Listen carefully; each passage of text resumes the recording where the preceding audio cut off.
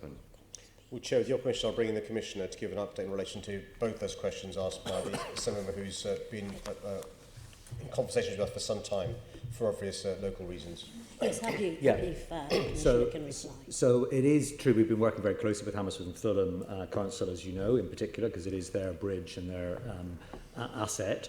Our intention is, as soon as we can possibly secure the appropriate approvals for the land on either side of the bridge, to go ahead with the temporary structure to ensure walking and cycling, as the Mayor said. Provision, I can't give an exact date because that work isn't complete as to when that will be. And then, of course, we'll be working on the full refurbishment planning to bring the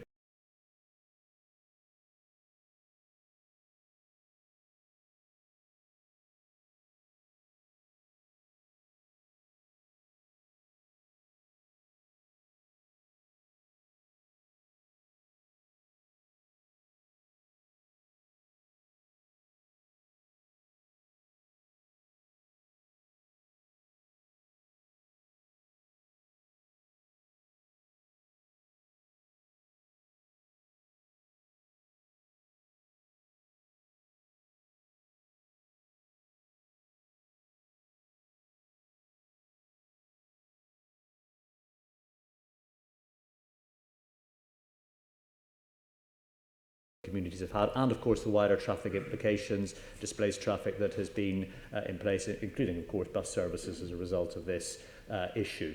I would also just say that one of the issues that has emerged with Hammersmith Bridge and the state of Hammersmith Bridge is the rather balkanised and strange way in which bridges across the river are managed and maintained. So actually this was a bridge structure that in the previous funding, operational funding that we had from central government, which, as members will be aware, Chair, through you, that we do not any longer have. This is precisely the sort of operational spend that would be used for capital assessment and remedial works on structures such as Hammersmith Bridge, even though it wasn't our asset. You may say that's a bit odd to use operational spend on capital, but Treasury rules actually require us to use operational spend from our perspective on capital spend if it's somebody else's asset. So I've raised this issue with the previous Chancellor, actually 2 Chancellors ago now, and with his officials in great detail. And I know that there is work continuing with Treasury officials on this regard generally, because this is, in a sense, an asset that has become slightly orphanised. You know, I do recognise nobody intended it to be orphanised as a result of the reduction in operational grant from central government, as members know, to the tune of about 700 million a year.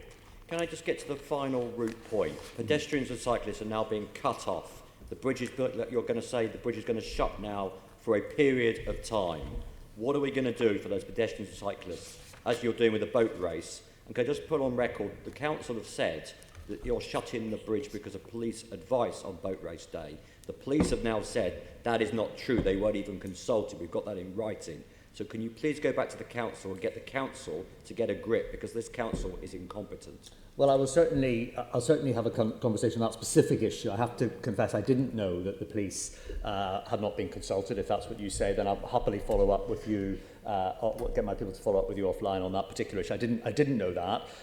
You know, clearly there is a particular issue about the number of people you would have on the bridge at any one time, because there's quite a different scenario of people crossing the bridge who don't tend to stop in the middle of it, and large crowds of people being stationary on a bridge for a long period of time, as they would be traditionally for the boat race day. But I'll certainly find out that particular point, and I wasn't aware of that, but I will follow up, of course. Thank you, Chair. Okay, I mean, the constituency members had the opportunity to raise the issues that I know overwhelmed his casework recently.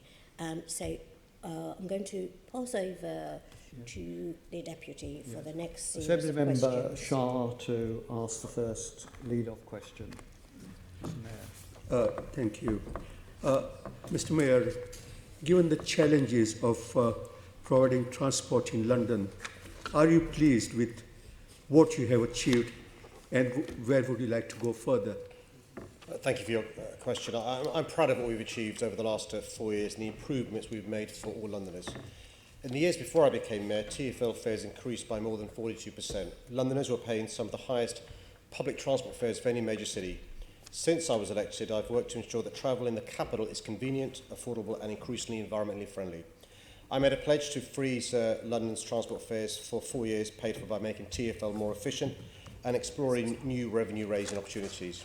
I'm also pleased to have introduced the Hopper fare, which has made travel more affordable to millions of Londoners, got the night tube up and running, seen increased capacity and new trains across our rail network in the tube, tripled the amount of protected space for cyclists, and introduced the world-leading ultra-low emission zone, which is making a real difference to the air Londoners breathe. We're modernising London's bus fleet with the 12 low-emission bus zones in place in the world's first bus routes, which operate only electric double-decker buses. The work to retrofit older, more polluting buses and the plan only to procure clean vehicles in the future is making the network fit for the future. I've ensured record investment in making our streets safer and more attractive for people cycling and walking cycling space. And by appointing London's first walking and cycling commissioner, Will Norman, we've ensured that sustainable, safe and healthy travel is at the core of TfL's thinking. Looking ahead, we have plans to ensure London's public transport network remains the envy of the world. I know there is more to do. New signalling on the Circle, District, Metropolitan and Hammersmith and City lines will increase capacity by 40% of the network. A new rolling stock on the Piccadilly line will increase service at peak times. Over the next 5 years, TfL is planning to have at least 2,000 electric buses out on London's roads, and I want to bring forward the date by which the entire bus fleet is zero emission. My focus is to work with the government to ensure London gets certainty over long-term funding. The TfL is one of the only transport authorities in the world not to receive government operational grant for day-to-day running costs, and this will enable TfL to plan for the future, progressing vital transport links to ensure that we can meet future demand and ensure London remains the economic engine of the UK. Thank you for that. Talking about your achievements, both in the opening remarks and now you mentioned some of those, and you now alluded to one of the major challenges you have, which is long-term funding from government. On that kind of note, what has been the biggest challenge, or what have been your biggest challenges that you faced with regards to London's transport, and what you have done and what you intend to do to meet those challenges? So is that to the Commissioner? Mr. Mayor, if you want to, and then so the biggest Commissioner issue might is want to come in. obviously the uncertainty of funding. I mean, if you look at the operational grant, on average, £700 million a year gone. Big issue in relation to funding. Just one example raised by the Assemblyman of Devonish in relation to Hammersmith Bridge. You can see the issues there are in relation to other issues, losing that. The economic uncertainty is an issue in relation to buoyancy of fares, but also people's lifestyle changing. And the third part of that is obviously Crossrail and the consequential cost delays, aside from the delays to businesses and London, the cost to us in relation to the additional cost of delay, which we're meeting as a city, rather than the government. The other big issue is obviously we need to address the fact we face a climate emergency. We've got to encourage people to move away from driving vehicles, to walk, cycle, use public transport. Clearly, the more people we encourage to walk and cycle, the less fares we bring in, but the Commission has been very supportive of that agenda, even though it means less fares for public transport. The reality is the more people we encourage to walk and cycle, the better it is for our city and also their health as well. Commissioner, from your perspective, professional and experience, what have been the challenges? Well, I think the main challenge is not being able to continue the trajectory of modernisation that we've seen over the tube network over recent years. So while it is great, as the Mayor said, that we're able to commit to in the business plan for 2,000 electric buses, while it is great that we've got the next phase of the ultra-low emission zone being worked on and being implemented, and while it's good that our major capital spend in places like Bank Monument and the Northern Line extension and the extension to Barking Riverside, just to call out three, are continuing, it is of course a huge disappointment to me that while we will have new Piccadilly Line trains being put into service from 2023, giving us about a 12% increase in capacity on that very critical line for London, we won't get the benefits, at least not yet, of 60% increase overall on Piccadilly Line capacity, which you would get were we able to let a contract for new signalling on that line. And that's a problem twofold. It's a problem because the old signalling system, and many Assembly members would have seen the old signalling system in the Piccadilly Line, operates on a pianola roll style thing with holes punched to operate the signalling. No metro in the world has that type of ancient technology, so we do need to replace it. It's expensive to maintain, and it's not as reliable as it needs to be.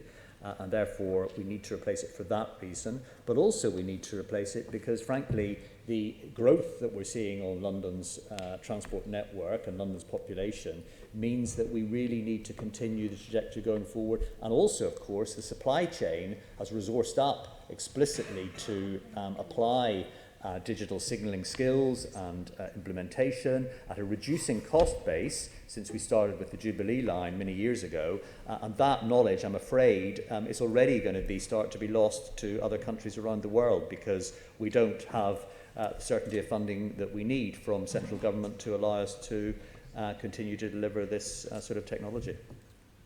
Thank you. Thank you, Chair. Assembly Member Bailey. Morning all. Mr Mayor, on 7th of February, 97% of Unite bus drivers voted to strike over fatigue and safety. A week later, you announced that bus drivers would receive an extra £34 million in bonuses. How many more trade unions can expect this kind of hush money? Well, I think it's a very serious allegation. The work that was undertaken to try and improve retention in the bus operators was work that's been undertaken for some time now, a number of months. Because one of the things that we noticed was for some operators, before 2 years were up, bus drivers had left, stopped working, some up 40%, and more left before the third year. And so TfL with the operators and those that represent drivers worked for some time on a scheme to try and encourage people to stay bus drivers longer. And the advantage is customers benefit because obviously if you've got more experienced bus drivers staying longer being bus drivers, their professionalism improves, but also the quality of service that customers receive improve as well. And also, bus drivers who start working as bus drivers don't earn a huge salary. So that's one piece of work, and I think what you're conflating it with is the first time ever any work's been undertaken in relation to bus driver fatigue, undertaken by Loughborough University, I think, which is world leading. So there's several pieces of work being undertaken between TfL, the operators, and those that represent the drivers to try and improve the issue of bus driver fatigue. You'll be aware of the Sandilands tram awful accident when many lives were lost and many people were injured because of concerns around fatigue we discovered afterwards. That's what TfL are doing is across all modes of transport from trams, London Overground, tubes and buses, see how we can do this, but in particular with bus drivers, the research from Loughborough University has provided a good template for further work to be undertaken. But clearly this hasn't addressed their concerns because 97% of their members voted to strike. Well, in relation to strikes across the piece, one of the things that I'm proud of is where we had a situation of the previous mayor of regular strikes across the network.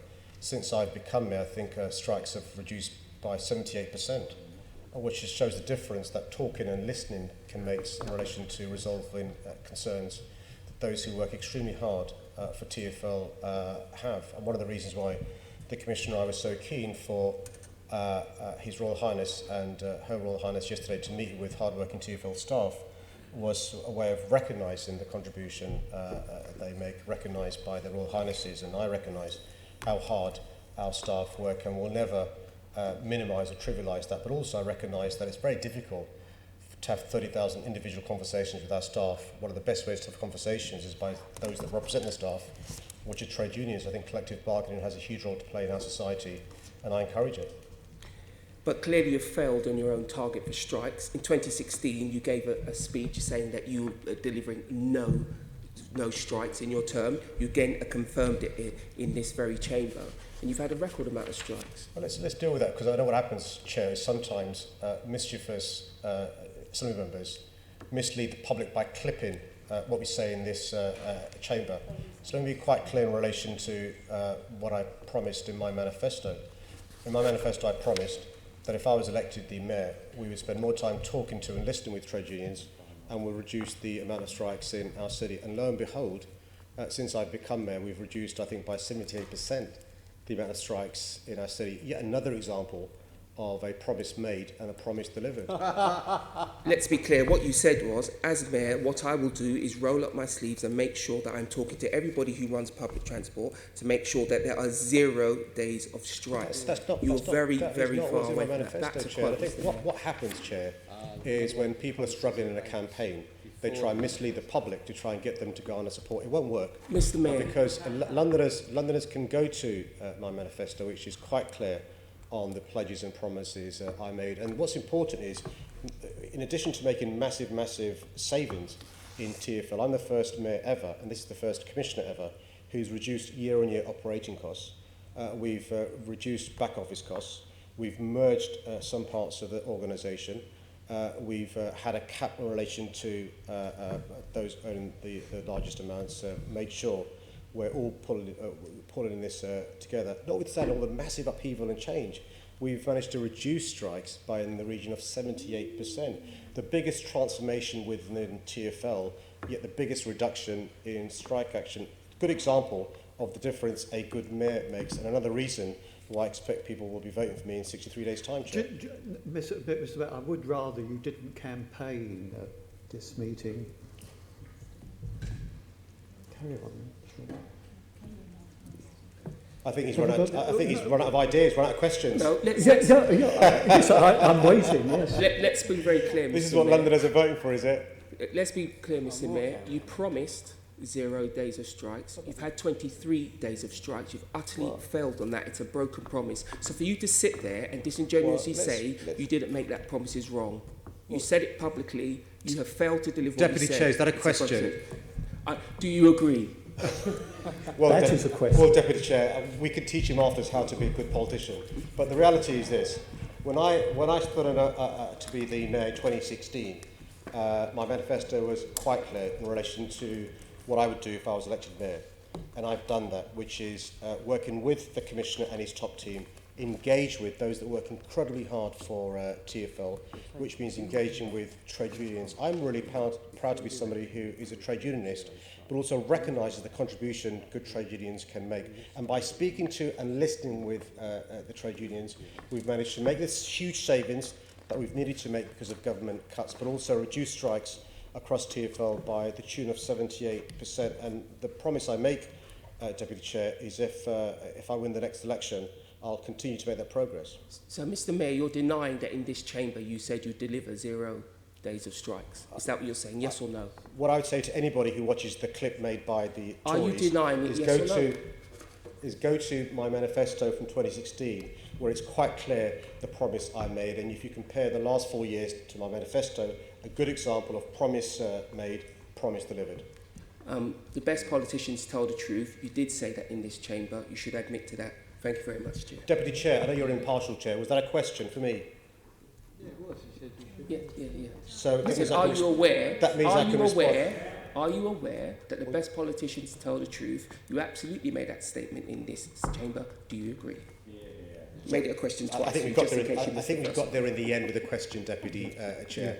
So let me respond to the question we finally got to in the end, which is I'm quite clear. We're going through massive transformation in TfL. It will not be possible for us to make the transformation we require, make the savings without working cooperatively with those that work in TfL and those that work for operators who are bus drivers. And what we're doing is It was a short question. It required a short answer, and you're kind of spinning it out. I think the question was, are you aware about the comment which was made about the best Deputy Chair, politicians? can I just check, Deputy Chair? Where in the standard orders does it say that the Deputy Chair gives the Mayor advice on how to answer a question? I'm not giving you I know you're advice. impartial. I am saying, Mr. Mayor, what the question was. Chair. You are answering a question Deputy Chair, which you was can't not save asked. him every time he messes up. That's not how it works. Chair. Enough from there. He's That's enough. okay. He's finished. He's Assembly finished. That's what Londoners will say on May the 8th and May the 7th. Yeah, thank you, Mr. Mayor. Assembly Member Pidgeon.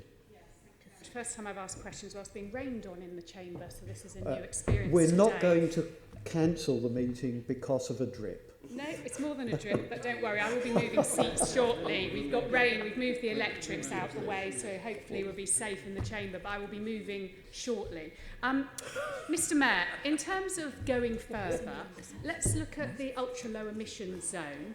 The first phase came in April last year. It's been a huge success, and I really welcome its extension in October 2021. But I do have some questions about how the wider zone is going to operate.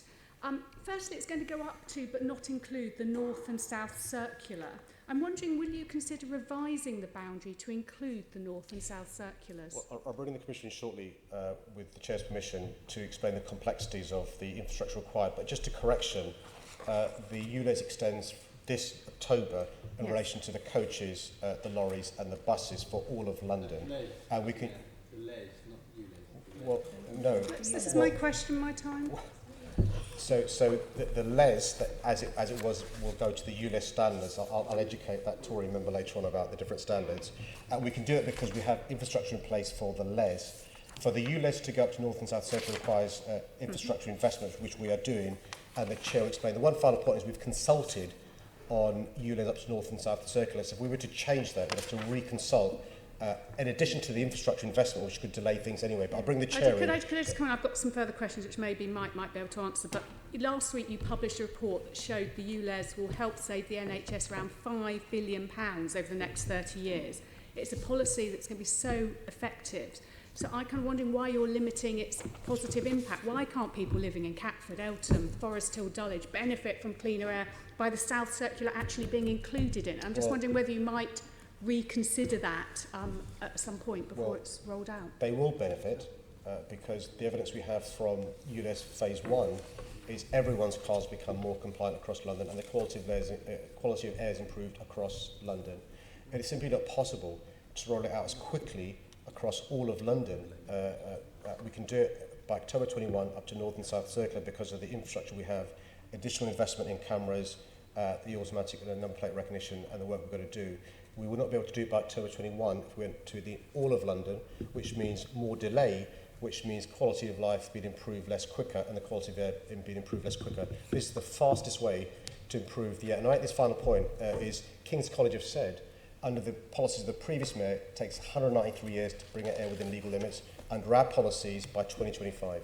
Okay, thank you. So, but it's something you might like to do in the future is extend it further. Is that something you're saying? We're always reviewing our policies to make sure they're the best they can be. That's really, really helpful. And then the existing ULEZ is using the congestion charge cameras, but we've got no detail of how the ULEZ extension will actually operate. So this might be one for you, Mike. So what technology will be used for the ULEZ extension?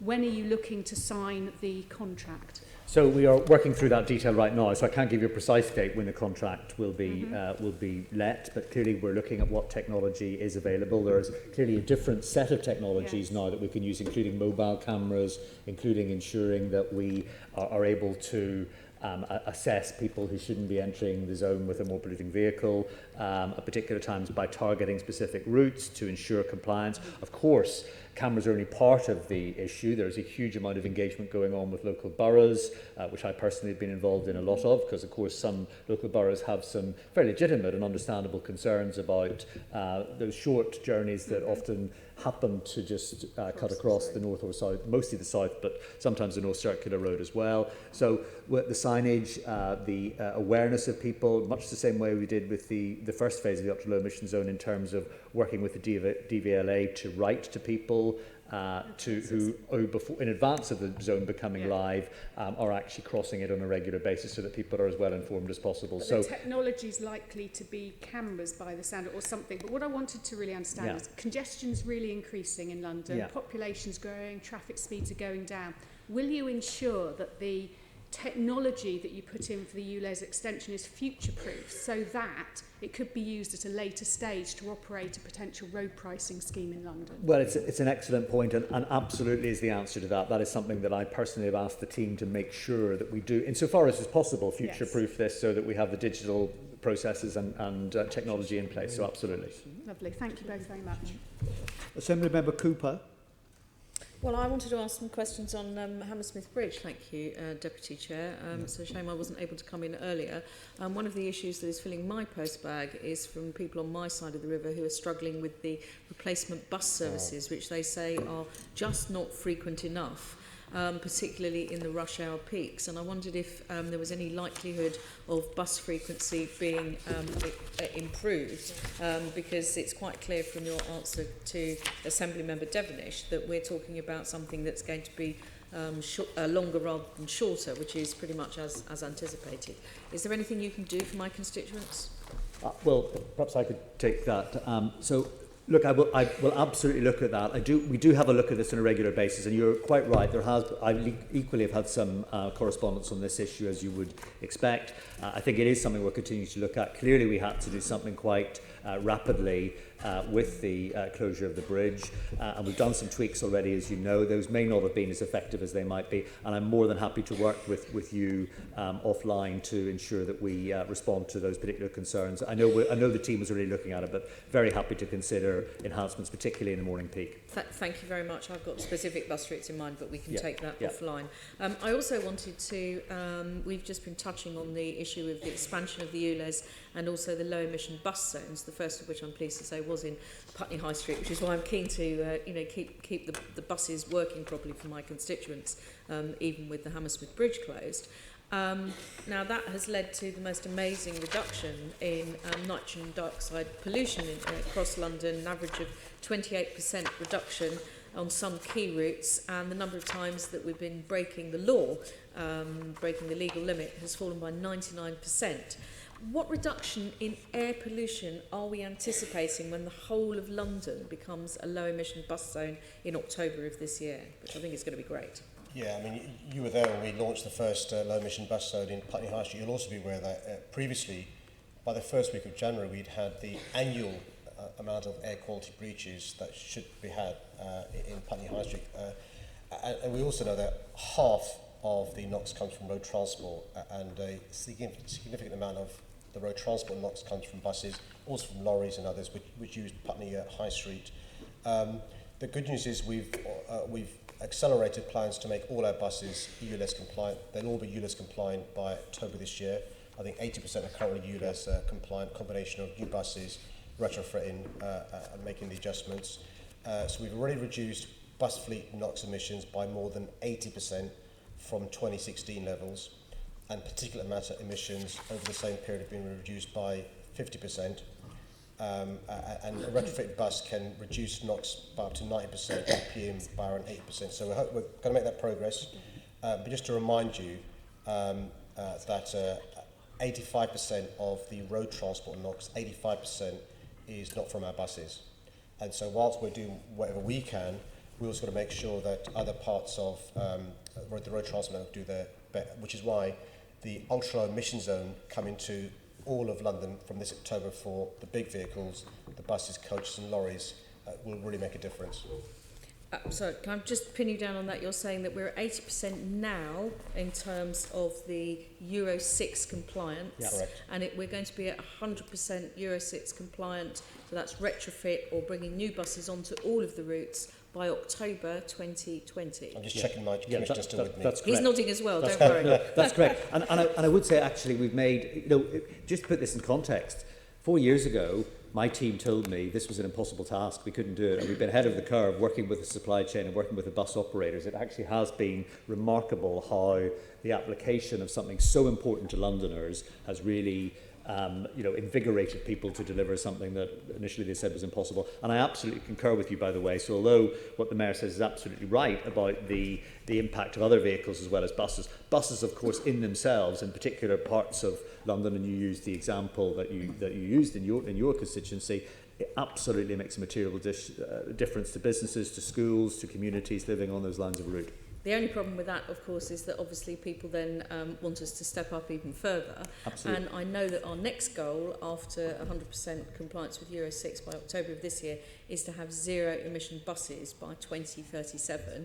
Is that going to be achievable? Well, I believe it is. And I think the Mayor's already said about the 2,000 electric buses. Actually, as recently as last week, I was in Ballymena talking to the new owners of the manufacturer there, and we were talking about hydrogen, where I'm delighted to say that despite the difficulties of the previous company there, which went into administration, we've now got the funding back, if you like, for the 20 hydrogen buses we procured. Hydrogen is useful as part of the solution, I believe, because it does support longer routes where electric vehicles still do not quite have a technology and can therefore play a part in this. I'm not sure it's the whole part, although the new owner was very persuasive in his commitment to investing in hydrogen. So I'm very excited that we've got a couple of different technologies in place to explore here. So that does give me confidence that the trajectory of progress we're seeing will be continued. Absolutely. Thank you very much. That's going to make my constituents very happy. Thank you, Chair. Okay, thank you very much. Can I ask both of you, please, not to forget the plight of the marooned residents and businesses of Barnes, who really are, I would say, the recipients of the worst effects of the closure of the bridge. Assembly Member Arnold. Mr. Chair, thank you. Firstly, can I just add my congratulations to TfL staff and management for what I would call the transport revolution that's taken place across our city in the last 20 years. And I say that based on the knowledge of the first transport goals and aims that were set out by the first Labour Mayor, and I've been able to be in a position in my constituency with all the infrastructure development that my constituents have received, and see that 20-year strategy being delivered. But, Commissioner, that's the high point.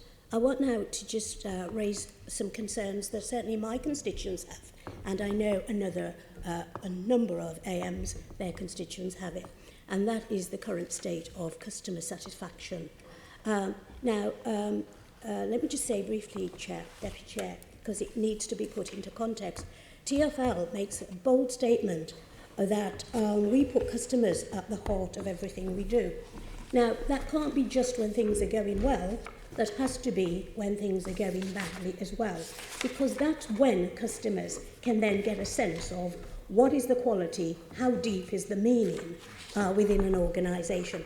I regret, and I'm sad to say, that in my experience and the experience of my constituents and other constituents, we believe TfL's customer satisfaction is going backwards rather than forwards.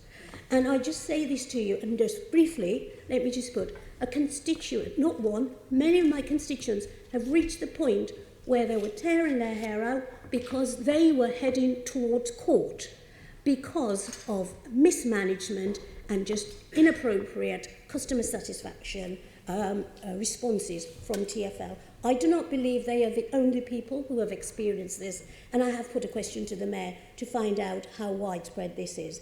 But, Commissioner, would you agree with myself and other members on this Assembly that there is something to be done when only 50 to 55% of Londoners polled in your own survey believe that they get good customer service, especially when things go wrong, and that their perception is that TfL has now, if you like, adopted a mode of being overly defensive and basically quoting legislation here, there and everywhere, basically saying, we're TfL, just go and suck it and see. Well, that couldn't be further, Deputy Chair, from my approach. And of course, let me just say to start with, I absolutely regret any single passenger or user of our network who feels disappointed with the service they get, or indeed the response to when a complaint is made. I would just say that the numbers you quote, quite rightly, are the CARE score that we look at, which is the 51% score, and that is based on a number of factors, where actually we've seen some consistent increases in recent years. I'd also refer you to our overall customer satisfaction scores, which is the largest statistically significant survey of its type in the country, which has consistently shown both London Underground and London buses, just to pick out two, as being of the order of 85–84% satisfaction for the overall journey experience of people who use our services. Now, none of that, those facts, and I could quote statistics at you and we could share them between ourselves, I'm sure, for some time, should take away from my headline point, which is that if anyone is not getting the service they need, either in the moment, on a station or on a bus, on a tube station or on a bus or anywhere else on our network, then clearly we have to seek to do that better. But I'm extraordinarily proud, and the Mayor alluded to it earlier on, of the many fantastic people that I witness and I see and I hear about every day who do give the most extraordinary service above and beyond to our passengers, to our users across the transport services. Of course, we sometimes get things wrong, and I will never be complacent about that. And I know my team will never be complacent about that. The new managing director of London Underground, for example, comes from a service background, working for an airline previously, and is absolutely obsessed with doing all that he can with his leadership team to improve this regard as well. And of course the follow-up is also true, and I have to tell you personally, I intervene on a number of cases where people have self-evidently had a poor experience, and I and my senior team intervene to try and put that right insofar as we can. So never complacent, but actually the customer satisfaction scores do speak for themselves as to where we are consistently delivering. Of course, there's the odd fluctuation from quarter to quarter, but actually those are broadly very high scores when you compare them with other service providers. I think I made that clear, that you can have high customer satisfaction. I'm talking about when things go wrong, and that's where your care charter kicks in. And the test of an organisation is not doing what it is paid to do, what it is in its professional remit to do. We take that as service users for granted. I put to you again, what needs looking at are the processes about when things go wrong. And I'm saying to you again, and I can see heads nodding, and if you don't want to hear, because I understand you're leaving, I'll direct this to the Mayor, that there is something wrong in that area, and I would ask you to go away and ask to take a quite forensic look at, are you overly defensive, and do you really have to quote the legislation and the Act of Transport for London in the first 2/3 of a letter to someone who's desperately saying, it's not me, I have not defrauded TfL, please listen to me. I'm saying there's a piece of work there to be done. Well, for the avoidance of doubt, I don't mean to sound defensive at all, and if I have done in any sense, I do apologise, because actually, first of all, I welcome all such feedback, all such specific examples of where things have gone wrong, and will always strive to improve and get them better. So, forgive me because I may be cutting across what the Mayor was about to say. We've also, just since 2017, actually significantly changed the way that we allow people to complain about our services, because, frankly, before that, we had a hugely cumbersome bureaucratic process that required all sorts of form filling in online or by letter or whatever else. I would be amazed if half the people complaining didn't give up the will to live before they even got to the end of the form. So we dealt with that. So we've changed that. We've absolutely changed that to make the complaint system more accessible, more immediate, more deliverable, more in line with modern technology, as you would expect. But none of that, in any sense, I would say, Deputy Chair, through you, that none of that should take away at all my commitment to continue to get this better, and I'm very happy to work with individual Assembly members or more collectively on that regard, because we can always learn, we can always do better, and any single disappointed passenger, customer, user experience is one too many from my perspective. Thank you. Assembly Member Hall. Well, first of all, bravo for those questions. Thank you very much, Assembly Member Arnold, for that, because I'm sure the Mayor is as surprised as I am. For once, we will share an emotion that the Assembly Member for Harrow and Brent didn't even mention the wretched Metropolitan line, which has been a complete disaster for the last year. We have had nothing but trouble being turfed off trains, etc. So, Mr. Mayor, I will ask you, are you happy with the service that... Hang on, Assembly Member Hall. Assembly Member Shah wishes to make a point of order. Chair, I have been named saying that I have not raised the issue about Metropolitan line. That isn't absolutely true. That's complete, utter nonsense. On a number of occasions, both in this chamber as well as written questions, including, I believe, one last month, to which I'm waiting reply, I have raised this issue constantly. So I hope that that is not only recorded, but that there's an apology for misrepresenting my position. Thank you. Okay, going back, I was surprised that since you had a lead-off question, that you didn't question the Mayor about the disaster, and I'll say it again, the disaster of the Metropolitan line. as Assembly Member Arnold quite rightly said, and I quote, people are tearing their hair out. And we have been, because it's such a disaster. From one who uses it, I can confirm. So my question to you, Mr. Mayor, is are you happy with the service that is given to the commuters that are using the Metropolitan line? Well, first, Chair, it's really important that we're accurate here, and it is the case that Assembly Shah, on a regular basis, has been raising his concerns raised by his constituents about the quality of service on the Metropolitan line. What he doesn't do is play to the gallery. What he does instead is raise these really important issues to the TfL, to my team, and to the Deputy Mayor. And one of the things that Senator Shah has been saying is his concern. Would you question, answer please? Assembly Member Hall's question? I think your peroration on that is sufficient. Well, again, Deputy Chair, you're in danger of telling me how to answer a question. That is not your job. I know you're a Conservative and you want to help their side. That's not your job. I don't need help. I want an answer. No, I'm sorry. Do you know, Mr. Mayor, this is outrageous. I take the view that I am completely non-partisan. I know that the chairman, when she is in this position, similarly is non-partisan. Just because you don't like what is happening does not mean to say that we are being partisan. Our interests are the interest in seeing that Assembly members make the best use of their time.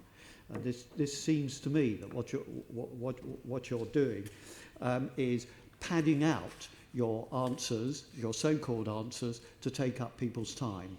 Well, again, for a deputy chair to say, inverted commas, so-called answers demonstrates your partiality. And I will not be lectured by a Tory how to answer a question, particularly 63 days before an election. Assembly Member Hall raised the issue of the Assembly Member in her question. It was part of the question that was asked. No, thank you. Here he goes again. Thank you. Let's deal with the question which was asked about the Metropolitan line, not about Assembly Member Shaw. Well, it was really important we're all accurate. The first few words of the question mentioned Assembly Member Shah, who represents Brenton Harrow. Now, you might not like that, but it's a fact, and you've got to be accurate. Point of order. Point of order. I actually referred to the question earlier from the member that did not contain anything about the Metropolitan line. I rest my case. I rest my case, Deputy Chair. I very much regret that this has descended to personalities. This is the Commissioner's last meeting.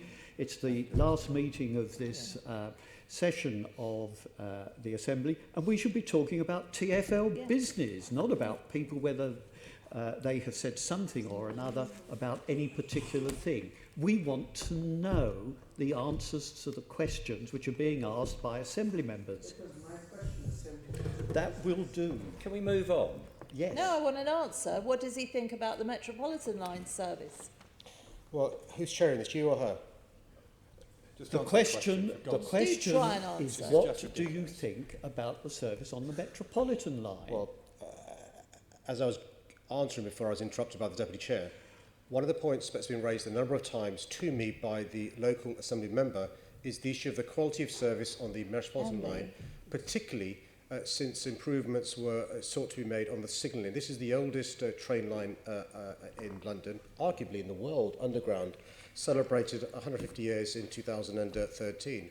One of the things that we've been doing from TfL is to invest in a new signalling system, and the quality of service received by Senator Shah, his constituents, has not been good enough. And I'll pass over to the Commissioner to explain some of the steps we're doing to try and improve the service that residents who use the Metropolitan line receive. I think, Mr. Mayor, the question was asked of you. Oh, I'm happy to. Please. TfL has been working hard to improve the reliability of the Metline service following disruptions relating to the rollout of our new digital signalling system. The issues only emerged when TfL started to run trains in a live environment and largely centred around the ability of the trains to connect to the signalling system. TfL has been working around the clock with its partners and team of technical experts to recover the reliability of the service, applied improvements on all 192 trains, on trackside infrastructure and on the central signalling system.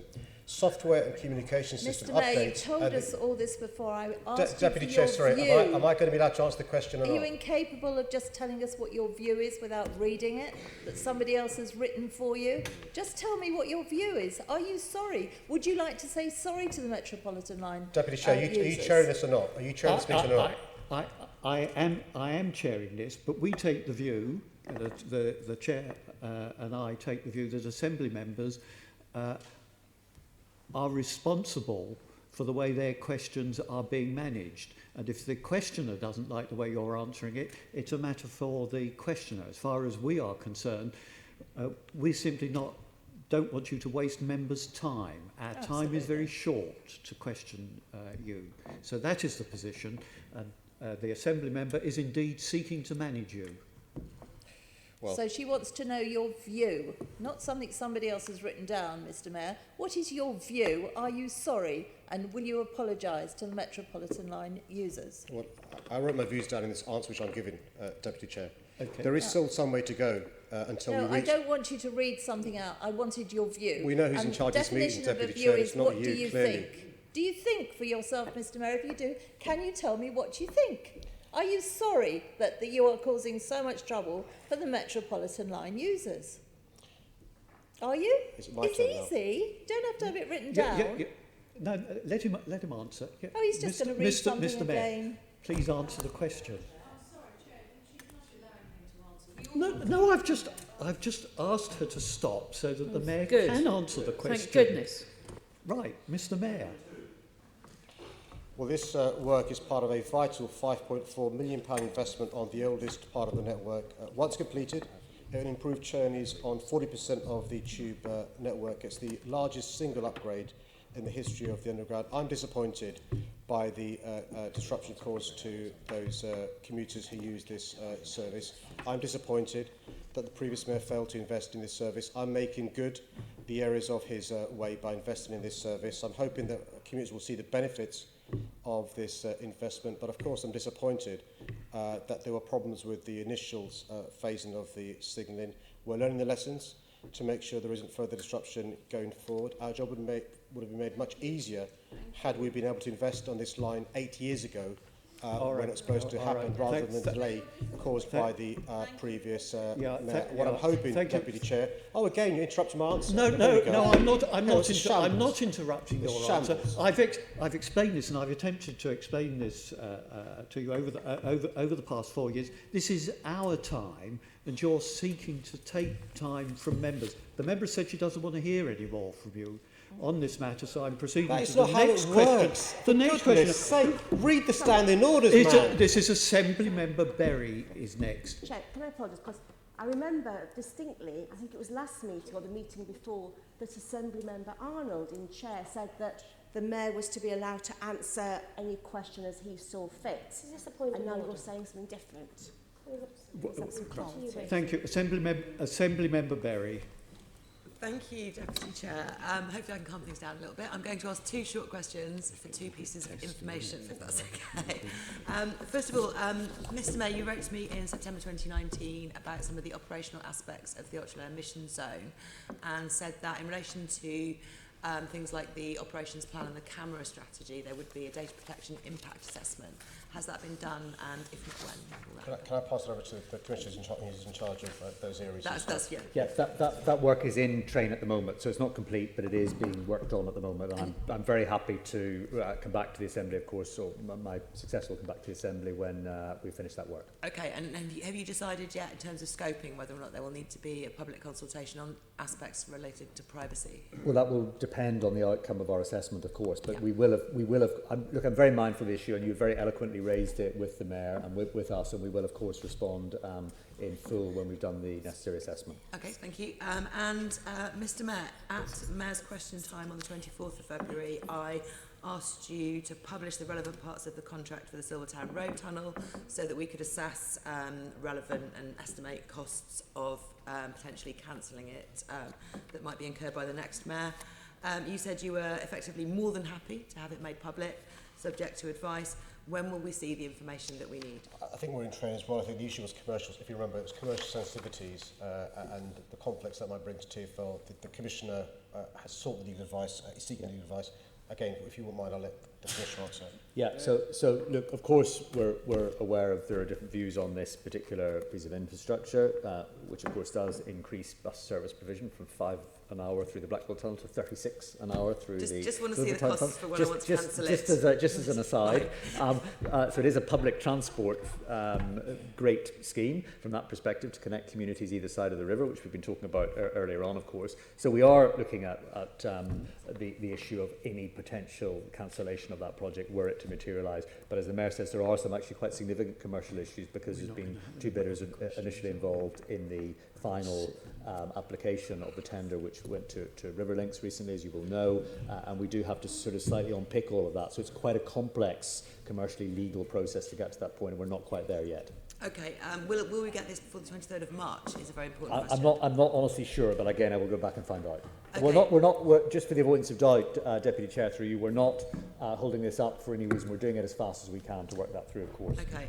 In answer to a written Mayor's question from Assembly Member Duval at the same meeting, we have an answer from the Mayor that was apparently provided on the 20th of February, 4 days before the meeting, so I'm guessing that needs to be updated in the database, that outlines the type of costs that might be incurred, things like paying back loans early that the contractor might have taken on. Would it be possible to at least get the order of magnitude of each of those types of costs as an estimate from you as a separate paper if you can't release the contract? Yes, I mean, I'll have a look and see what we can release. I mean, of course, I have to tell you, my legal team is quite a stickler in terms of how they want this stuff to be produced, quite rightly so, because of commercial sensitivities and the potential, of course, as you would understand, for legal challenge from particular partners that we work with in this regard, but I will see what we can do. If we can do anything at all, I will make sure we can. Okay, great. We'll maintain some direct contact about that in the run-up to the 23rd. Thank you.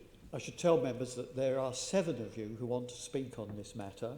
Assembly Member Dismore. Chair. Mr. Mayor, what action have you taken to improve cycling infrastructure in London over the past 4 years? Sorry, I didn't hear a big part. What action have you taken to improve cycling infrastructure over the last 4 years? Oh, we've increased hugely the amount of investment, I think by 40% in cycling and walking. I think the spend we give to cycling is comparable to some of the leading countries in the world, Scandinavia, the Netherlands and others. We've trebled the amount of protected cycle space in our city in 8 years. Of the previous, roughly speaking, 50 kilometres protected cycle space. We haven't just increased that, we've more than doubled that in just 4 years, and we'll continue to make progress. It's difficult though, because 95% of the roads aren't our roads, they're council roads, and some councils are anti-cycling, like Westminster and the Royal Borough of Kensington and Chelsea. So we work with a coalition of the willing. Well, thank you for that. Can I firstly welcome the improvements for cycling and pedestrians at Stirling Corner, which have made a fast and dangerous junction much safer. I'm pleased to see that my 20-year-plus campaign to achieve this, ignored at best and actively opposed at worst by the Conservatives, has finally come to fruition before I finally bow out at the end of the current term. TfL have said that most people who cycle in London do so quite regularly, and have been doing so for more than 5 years, tend to be mostly male, white, and in employment with relatively higher household incomes. How are you encouraging underrepresented groups to cycle? Yeah, I think they're called, I know the sort of cyclists you mean. But one of the things that Will Norman, the Walking and Cycling Commissioner, has been doing with the TfL team is to try and assist people to get more confident in cycling who otherwise aren't. So free cycling courses, looking particularly at women, encouraging them to cycle. But you can understand if people don't feel safe cycling. That's one of the reasons why we're so keen to improve the cycling infrastructure. It's not just protected cycle spaces, but also things like junctions. We know a huge amount of accidents occur and fatalities around junctions. We've got a programme to improve junctions and making them safer. But also we've got to give free cycling lessons to those who haven't got the confidence and make it easier to get bikes as well. But you're absolutely right, we've got to get rid of the stereotype around cyclists. And one of the reasons why we've moved away from the language of superhighways is some research done in relation to barriers to people you're talking about taking up cycling more so than they currently do. Well, thanks for that. And going on to the Cycle Superhighway programme, you're supposed to have a focus on segregated provision. What level of segregation have you achieved since you were mayor? Yes, what we've done is work with cycling groups, like London Cycling Campaign and many others, to make sure there's a quality mark around the protected space we do. There were concerns around the previous quality of cycling provision. So there's now a benchmark in relation to what qualifies as protected space. We've gone, roughly speaking, from 53 kilometres under the previous mayor over 8 years to where we'll either have completed or under construction of, roughly speaking, 163-ish. To give you an idea, if you did it back to back, when I was elected mayor, you could cycle from Leicester Square to Luton back to back. Now you can go from Leicester Square to New Street Station in Birmingham. And we're going to carry on should I be fortunate to be elected for a second term. Thank you for that. And there's been some underspend in the cycling budget. Why is this, and what are you going to do to review this? One of the big reasons for the underspend is not for a lack of trying, it's because councils have taken us to court, the famous judicial review from Westminster Council, or councils have said no at the last minute and pulled the rug from under us. So what we're doing now is learning the lessons and over-programming so we don't underspend. Obviously, you've got to first plan a route, consult, change the route, reconsult, get the permission, start the route. Takes some time. But we're now going at full speed, and because of actually the huge work from Will, Heidi and the team at TfL, conversations have taken place, and I'm optimistic we'll go even faster in term 2. Okay, thank you. Assembly Member Hota. Thank you. Mr Mayor, one of the figures collected by the London Transport is the lost customer hours due to industrial strikes.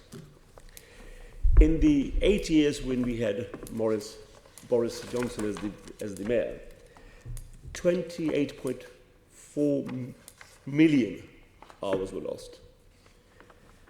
Under your mayorship so far, it's only been 5.3 million. So apart from you being rolling sleeves up and getting involved in industrial action, London has benefited from that. But also, London has benefited from your fares policy. So can you please tell me that apart from you being rolling your sleeves up and reducing industrial strikes on London, what else have you done that have benefited Londoners in your fares policies? First, thank you for your question. Can I just deal with this issue of rolling the sleeves up? You've got to be a full-time chief executive when you're a good mayor, not a part-time chair. And we know what happens when a part-time chair becomes the Prime Minister, the consequences of that. One of the things we've got to do is to realise we're going through a massive transformation in TfL because of the cuts from government of our operating grant. We can't do it without the great work of our staff, and I give huge credit to our staff who work incredibly hard. Things like making it more affordable to use public transport is really important. Freezing TfL fares, bringing the hopper in, more than 450 million journeys on the hopper. We think 450,000 a day using the hopper. The previous mayor gave up on the night tube, if you remember. He said it's too hard. We've brought in the night tube, 5 lines up and running, the night overground's up and running, really, really important. One of the things I'm proudest of, we were told it's not possible to bring in the ultra-low emission zone when we want to do so in 2019. We've done so. The amount of compliant vehicles are now about 75%, really, really important. It was about 30% when I first announced plans for a ULEZ. But also, you will know this as a practicing doctor, we've managed to reduce NOx in the ULEZ areas where there's monitors by about a third. Immediate transformation of the quality there because of our policies. Assemblymember Cooper referred to the low emission bus zones, originally planned for just 12 areas. We're now going to have, by the end of September, October, every single bus in London ULEZ compliant, which means the whole of London will be a low emission bus zone. Just imagine the difference that will make on your patients' air quality, asthma, underdeveloped lungs, heart disease, cancer, dementia. We are improving not just public transport, but the quality of health as a consequence of our policies, whilst continue to make it affordable at a time the government's made massive cuts, and also at the same time reducing strikes by 78%. I think it's a win-win-win-win-win. Good examples of promises made, promises delivered. Great, excellent. And the other thing, of course, is that this agreement between the train operators and the government, which affects the fare set on travel card means. And I know that you have been lived up to your promise, but you have been hampered by the fact that the train operators, which work with the government, don't. What are you doing about that? What can the government do to help you to deliver the promise that you made to Londoners? I want to bring the Commission on the issue of the TOCs, because it's really frustrating, because we've managed to, in our services, freeze TfL fares, whereas the private TOCs making massive profits haven't. And so the Commission will explain some of the frustrations we've got in relation to everyone benefiting from our fares freeze. Yes, so you're quite right to raise that point, because clearly we are subject to a national agreement with the train operating companies, and therefore subject to the government's fares policy, inflation-related fares policy, insofar as it applies to joint tickets that apply to the train operating companies and to TfL services.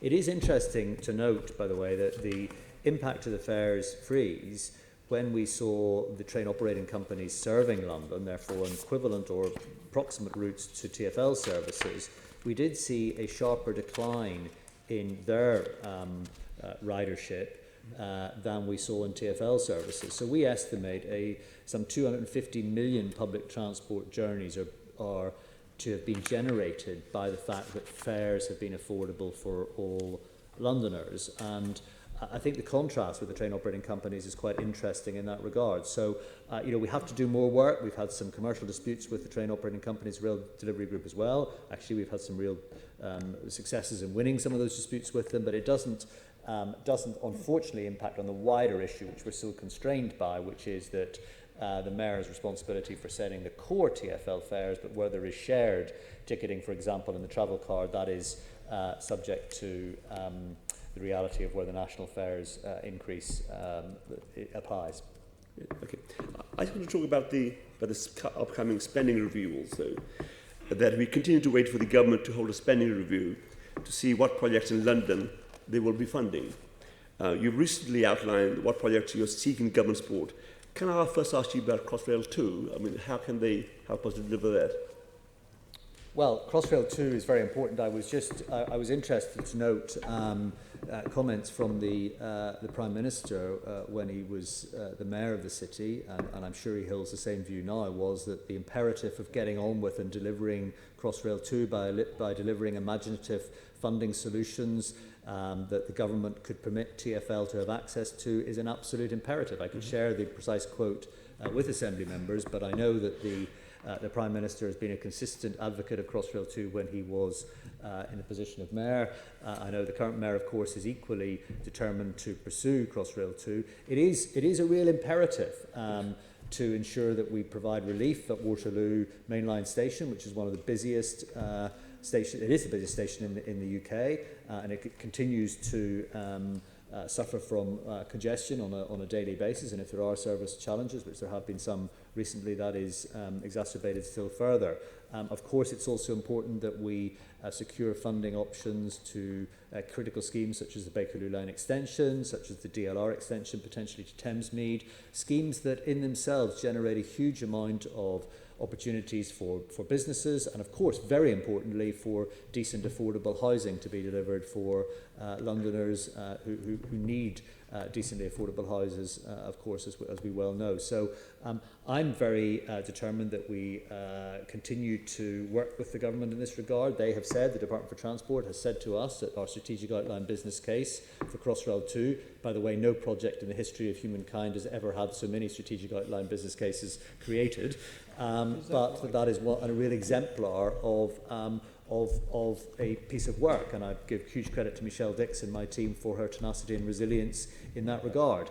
I don't think anyone could logically say that delivering Crossrail 2 should be at the expense of the much needed real imperative of delivering critical transport schemes in the Great Northern Cities to connect the Great Northern Cities and within the Great Northern Cities of the country, or cities more generally outside of London. But you cannot leave London to wither when the population continues to grow, and when, of course, jobs and growth from investment in London are so important. As soon as next Tuesday, I'll be up in Goole, in Humberside, visiting the site of the new factory that is being built as a direct result of Piccadilly line trains being provided to London. I hope that factory has a long future and not a very short one.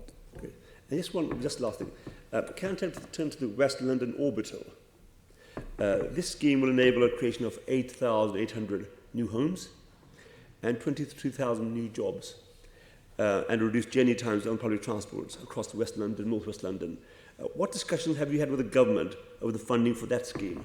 Well, that is something, again, we have put in the mix of the general discussion, and I should have added that in, actually, to my list. You're quite right to pick me up on that. I should have added that into the list as well. And actually, these orbital journeys are increasingly important. So the success of the London Overground network, the North London line, for example, where we've seen a nearly 300% increase in patronage since we took over responsibility for that route, running now 10 trains an hour in the peak hours, so a turn-up-and-go metro-style service, compared to the occasional 3 trains an hour that were operating when the service was provided under the traditional franchise model. So I think we recognise that these orbital routes, reopening critical connections such as the West London Orbital, have a really important part to play. It may not get the headlines of massive new lines of route being constructed, but it's hugely important to local communities and connecting communities with job, leisure activities, with healthcare, and with everything else that we seek to deliver. Thank you, Commissioner. Assembly Member McCartney. Thank you. My question is for both of you, actually. I'll start with the Mayor. It's about train devolution. And you met with the Secretary of State last August, and I think things went well. But I'm just wondering what discussions have been had since then about devolving some of those other suburban rail lines to Transport for London. Well, we've submitted a business case for the Great Northern line post the review that was undertaken, and we're optimistic we'll make some progress there. I wrote to the Secretary of State not too long ago in relation to his concerns. There was controversy around the Northern franchise and that being brought back in, taken off the private company, but I think was it Southern or I think it was Southern Southwest, one of the Southern Southwestern, beg your pardon, Southwestern. There were concerns around their viability, and we wrote after consulting the Commissioner, and the Commissioner was happy for me to do so, offering to help the government in relation to the running of that line. As far as I'm aware, no response yet from the Secretary of State, but we're willing to provide the expertise. As you remember, there originally was a deal for us to take over Southern, Southwestern, Southeastern commuter trains coming in, but then the previous Secretary of State decided to do a U-turn, but we're more than happy to provide those services. I think perhaps if I could add to that, it would be helpful. So that the Mayor is absolutely right. I think the first priority, absolute priority, is to get Great Northern services transferred over that would then become part of the London Overground network, and those services operating out of Moorgate for those who aren't familiar with those lines of route. So that's something we're very keen to pursue. I think the other thing I would say is that our involvement and input into the Williams report, led by Keith Williams, who of course is a former TfL board member, well known to us, has been really at an extremely senior and high-powered level. Both the Deputy Mayor and myself have met on a regular basis with Keith Williams. We await his report. I keep very close to the government to see when that report will be issued. But I think it is no secret to suggest that the rail franchising situation, insofar it is currently constructed, particularly in the urban and suburban routes, which is most relevant for London commuters, of course, is no longer fit for purpose and needs to be considered in a different way. And I'm encouraged by the signs I'm getting with regard to the Keith Williams report that the kind of TfL-style model is being considered as a result of that. So that is, I think, a very important next stage, and there may well give the leverage, if you like, for the government then to work more actively with us on other routes. Yeah, well, as a regular daily user, in fact, of the Great Northern Line, I think the service leaves a lot to be desired, and many of my constituents would agree with you. So I'm very delighted that you've put in now the strategic business case to take over that line.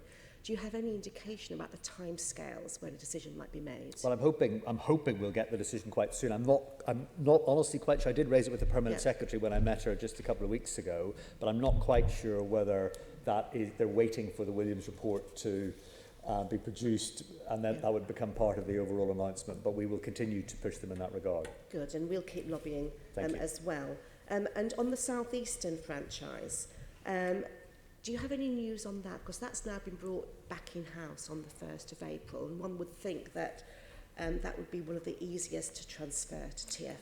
Well, there are So some complexities with the southeastern route, to be honest, because it's a very integrated service operation with long distance and short distance services interacting with each other, and the same trains operating on different routes at different times of the day. So it is actually more complex than it might appear at first glance. It also, to be fair to both Network Rail and the operator, it also is an area that has seen some improvement in the last few years in terms of service provision. It was did have quite a challenging level of service more recently, but it is something we continue to look at. So it is certainly one that we are, again, in the mix on considering. But again, I think that one definitely is material on the Williams report coming out, and what that will recommend.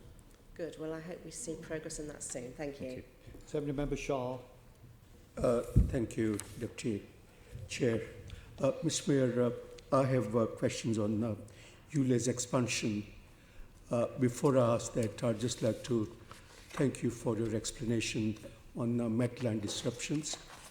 Can you please make sure that TfL or from your offices, I have a clear explanation as to the causes for disruption and what is being done urgently to overcome those issues? Absolutely. Thank you.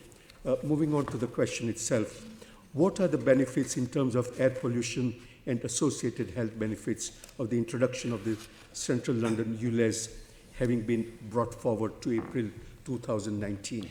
Well, firstly, thank you for your support. There are lots of members in this Assembly who supported our action to bring it forward in April 2019.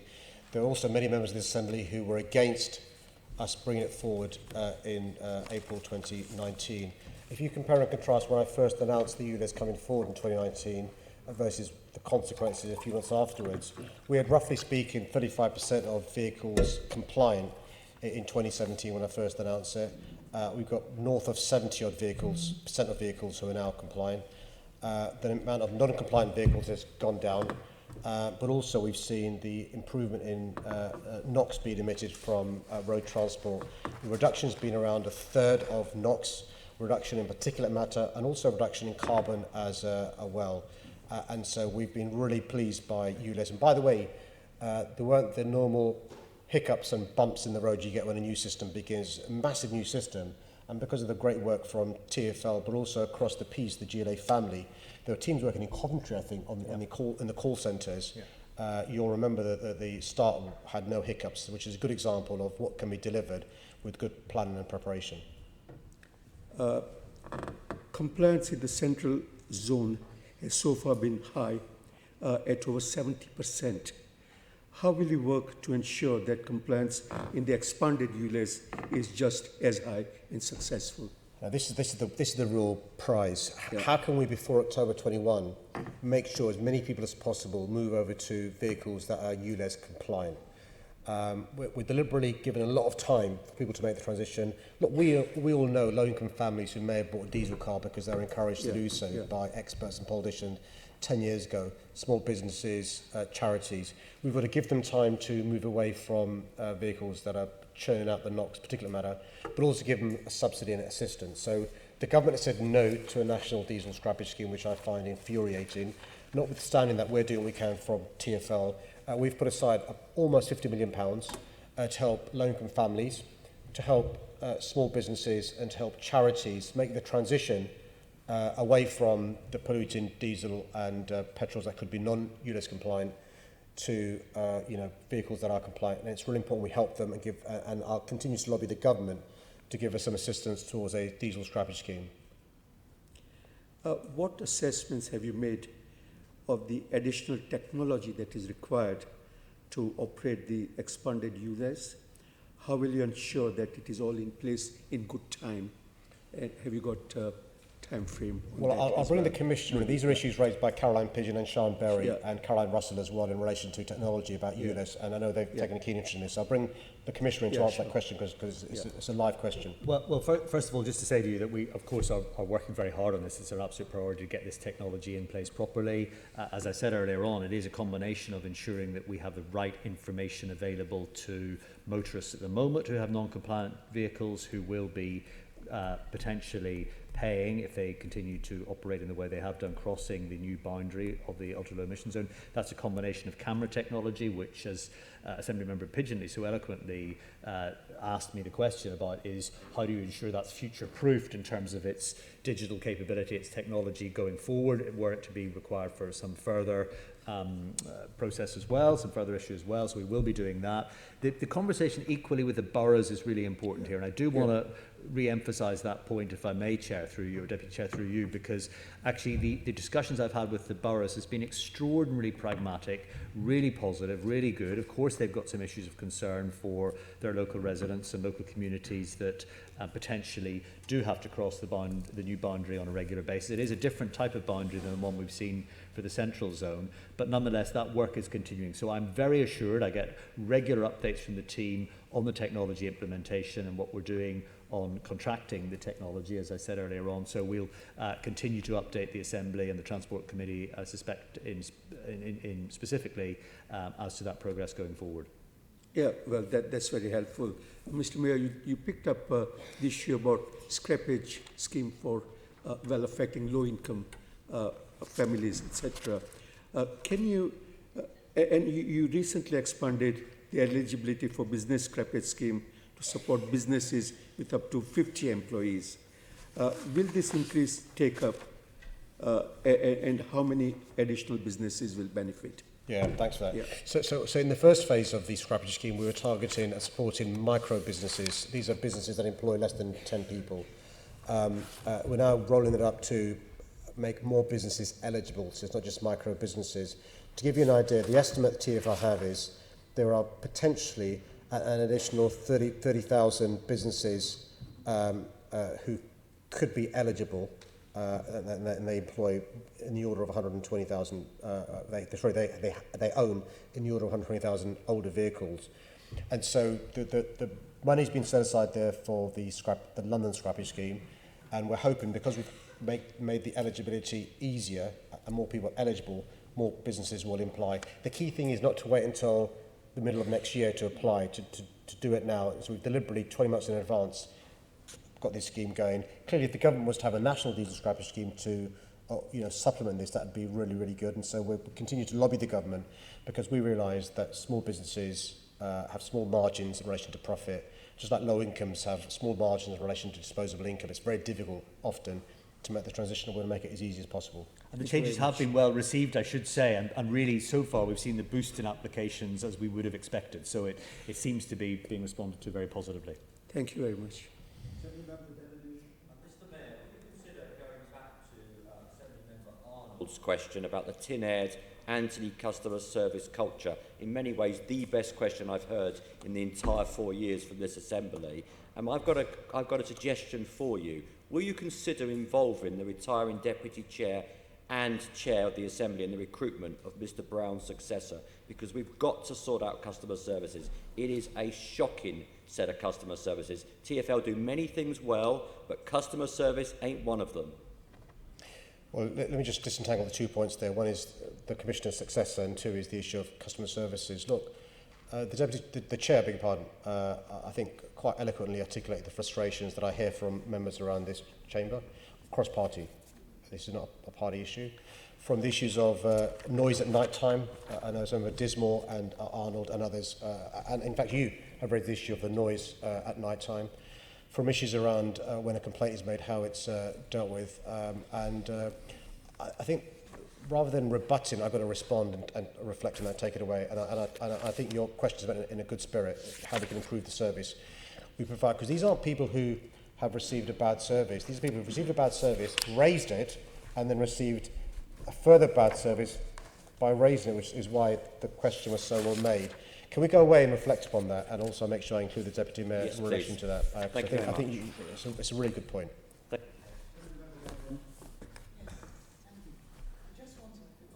Questions which are about bus service in outer London. I just want to place on record my congratulations to TfL for what it's achieved over the last 20 years. I can remember in the 90s, when we were looking at international ratings of London, it was considered the easiest city in the world to get to, major city, and the most difficult to get around. And in those 20 years, we've seen, and no less really, than a bus revolution, a rail renaissance, Very good. you know, the pushing of more walking and cycling, and more latterly, phenomenal cleaning up of London's air. So I just want to congratulate you, Commissioner and Mayor, for your part in that. And of course, it's still work in progress. And my questions are really about Outer London Bus Service and about that work in progress. Transport for London, not Transport for London, London councils have recently asked for a review of Outer London bus services. Are you supporting that? Yes, we are actually doing a number of reviews around Outer London. The Commissioner used the phrase in answer to a question from some of us around orbitals, around journeys in Outer London. What we know is that actually people don't in Outer London just come to Inner London, Central London. They also have journey patterns in other parts of London. So the Commissioner and his team have already undertaken some reviews in some parts of Outer London. We'll carry on doing so. I think we've begun 11 new routes, I think, in Outer London. So can the Commissioner explain some of the progress we've made? Yeah, I think just in headline terms, it's worth saying that 4 years ago we ran 676 bus routes in London. Today we run 676 bus routes in London. What we've sought to do is to respond to where there are duplicative routes, respond to the reality of the fare hopper, the bus hopper, which the Mayor has already alluded to, which of course allows the interchange between routes much more effectively. We continue to operate a huge number of mileage on London's bus network, of the order of 22.6 million miles in a 4-weekly period. Demand has been a challenge, actually, although it is worth emphasising that demand on buses in London has been less of a challenge significantly than any other part of England, where, of course, in some cities we've seen a real falling off the cliff of bus demand, including for example, in somewhere like Sheffield, where bus routes have actually been totally removed from many parts of the city. That's not an approach we're taking in London at all. But what we do need to do is increase bus usage in Outer London. It's a major part of the Mayor's transport strategy and something that we really need to do to increase the mode share and to make actually public transport provision relevant to people, to make those choices to come out of their car. And I recognise if you don't have a frequent, reliable bus route, then it's very difficult to make that argument to boroughs and communities in Outer London, which we continue to do. So the new routes in the last 12 months, including the very popular X140 from Heathrow to Harrow Express service, including Bexley Heath to Woolwich, including Kidbrooke, the 335 route Kidbrooke to North Greenwich, serving, of course, new housing development in those areas. So I think those 6 new routes we saw just last year, another one in January, frequency extensions on 24 routes, extending a further 2. All of these issues are, I think, a real demonstration of our continual commitment to London's bus service, but recognising that times change and it's important that we have a bus network in all of London that is fit for purpose for today and not based on some historical norms. Thank you. Are you actually going to support London councils wanting this review? Well, so I met with London councils a few weeks ago and I said, yes, we of course will look at that. I think what we need to do is look at it almost on area by area to ensure there's proper provision. Yeah. I think it's sometimes easy to, and indeed I've been asked by members of this Assembly before, to look at borough by borough kilometres of bus network. Well, Londoners don't travel based on borough boundaries, as you well know. They travel based on the need to get to individual centres, jobs, leisure activities, families, friends, hospitals, or anything else as part of their normal travel. So, yes is the answer. Yes, can I just ask you, you are projecting an increase in Outer London bus service over the next 4 years, yes? Yes, okay. And I just want to say, also, and are you looking, because I know from the planning side that 61%, I think it is, of the housing that we're going to have over the next 10 or so years has got to be in Outer London. Yes. And in the public transport accessible areas of 1 and 2 PTALs, as it's called, sometimes only one household in 4 has a car. Yes. Has not got a car, the other way around, has not got a car, which means that there's quite a job to be done if we want that very ambitious modal shift, which I really applaud, getting people out of their cars onto buses, etc., walking, cycling. So what are you doing to diversify the bus offer? Well, and that's my last question. Well, just as one example, one specific example, which is ongoing at the moment, are the 2 trials of demand responsive buses that we have in place in Sutton and in Ealing. Those are 2 quite different parts of London, but they share the fact that we believe that, and the evidence is already emerging from Ealing, by the way, I haven't got full results yet, that if you provide an on-demand bus service, which we've been doing in key parts of Ealing that haven't been well served by buses before, you stimulate demand with the view then that you can add a formal route as a result of that testing of the market and encouraging people to use buses. So I think it's getting the confidence for people, as I say, that there is that reliable route available to them. And particularly, of course, when you get new housing developments, you get new communities emerging and new demand therefore being there. If you provide the supply of the services, you almost always get people using them. So it's a very good point. Thank you. Member Desai. Good morning, Mr. Mayor, Commissioner. Just checking the time. Mr. Mayor, we know that whilst crime per passenger remains low, there has been an upturn in crime levels across TfL network over the past 5 years. What work is being planned to tackle this in the forthcoming year? Yeah, thank you for your question. We are not complacent at all, but to give you a context, for every 1 million passenger journeys, there are 10 reported crimes. I'm not trivialising it, but context is important. So we, TfL, invest in policing. We have officers, and there's a hypothecation that takes place in the relevant team to make sure we get the officers we pay for in NPS. BTP are doing a huge amount in relation to working with us as well. We're also investing a huge amount in closed circuit TV, investing a huge amount in relation to the new trains we're bringing on stream, but also actually encouraging people to report it. And so one of the big campaigns we've had is to report the issue of sexual assaults, particularly on women and girls, on public transport networks. So we continue to invest. It's an issue we take very, very seriously. Before we introduce the night tube and the night overground, we make sure in advance we were ready for any potential antisocial behaviour or crime issues. And but we're not complacent at all. Thank you, Mr. Mayor. And I applaud what you're saying about not being complacent at all, because clearly transport improvements go hand in hand with safety. People won't travel if they don't feel safe.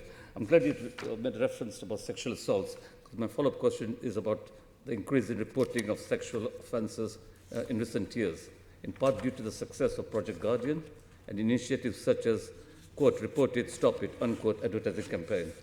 Moving forward, will you be carrying on this type of work, and if so, how, to encourage further reporting of sexual offences on the TfL network? It's crucial. I mean, one of the reasons why I supported a change in the law in relation to making upskirting criminal offences, I realise that if you're a girl or a woman, your experience in our city is very different to the experience you and I have. And so we've got to encourage people to report it, to stop it. Staff have been trained, extremely professional, take very seriously any reports made to them. They're also very good at chasing up any potential evidence, working closely with the police. We continue to make sure body-worn videos are rolled out to frontline staff, as well as, you'll remember, the biggest rollout of any city in the world with police officers. Now you've got staff who are wearing body-worn videos to try and secure the evidence to get convictions. We want these people, arrested, charged, prosecuted and found guilty. Thank you. Commissioner, TfL staff are often those most at risk of harm from violent passengers on the network. And I note that you've said TfL will be funding 50 extra BTP officers along with body-worn videos being rolled out to all station staff. The Mayor's just made reference to that. When can we expect the new officers to be in place?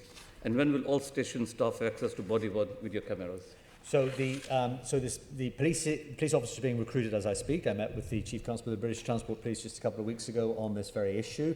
In addition to them and the body-worn cameras, which now are being rolled out for availability to all members of staff who wish to have them across the frontline staff group. We're also recruiting 150 new transport support and enforcement officers, which is a new group of staff who will be able to target particular parts of the network where staff feel particularly vulnerable, both on the tube network and at bus stations and at transport hubs. This is a new resource that we have never had before and is a real significant investment. And of course, as well as making our frontline staff feel more safe and secure, it also, of course, contributes to passengers feeling more safe and secure because there are more people out there.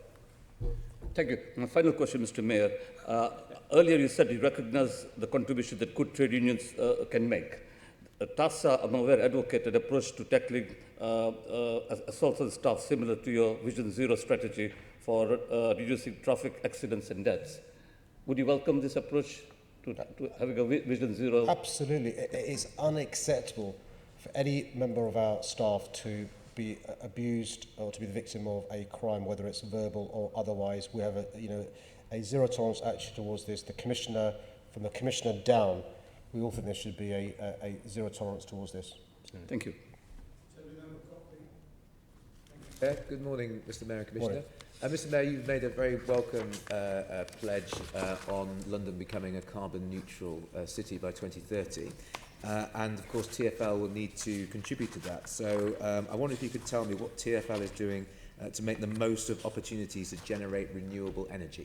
Yeah, great question. So actually we've got a huge amount of work in relation to a solar action plan. We're working on a London solar opportunity map. I mean, you will know, if you think about the amount of inverted commas real estate we have, the potential for solar panels on some of our roofs is potentially huge. The challenge for TfL is to let us know what are the viable sites, and we can roll this out. So, and the Commissioner may want to come back on that. The second issue is we are probably the biggest user of energy in our city. So we've got a huge opportunity to use our purchasing power to make sure the grid is renewable and can help us towards transition towards zero carbon.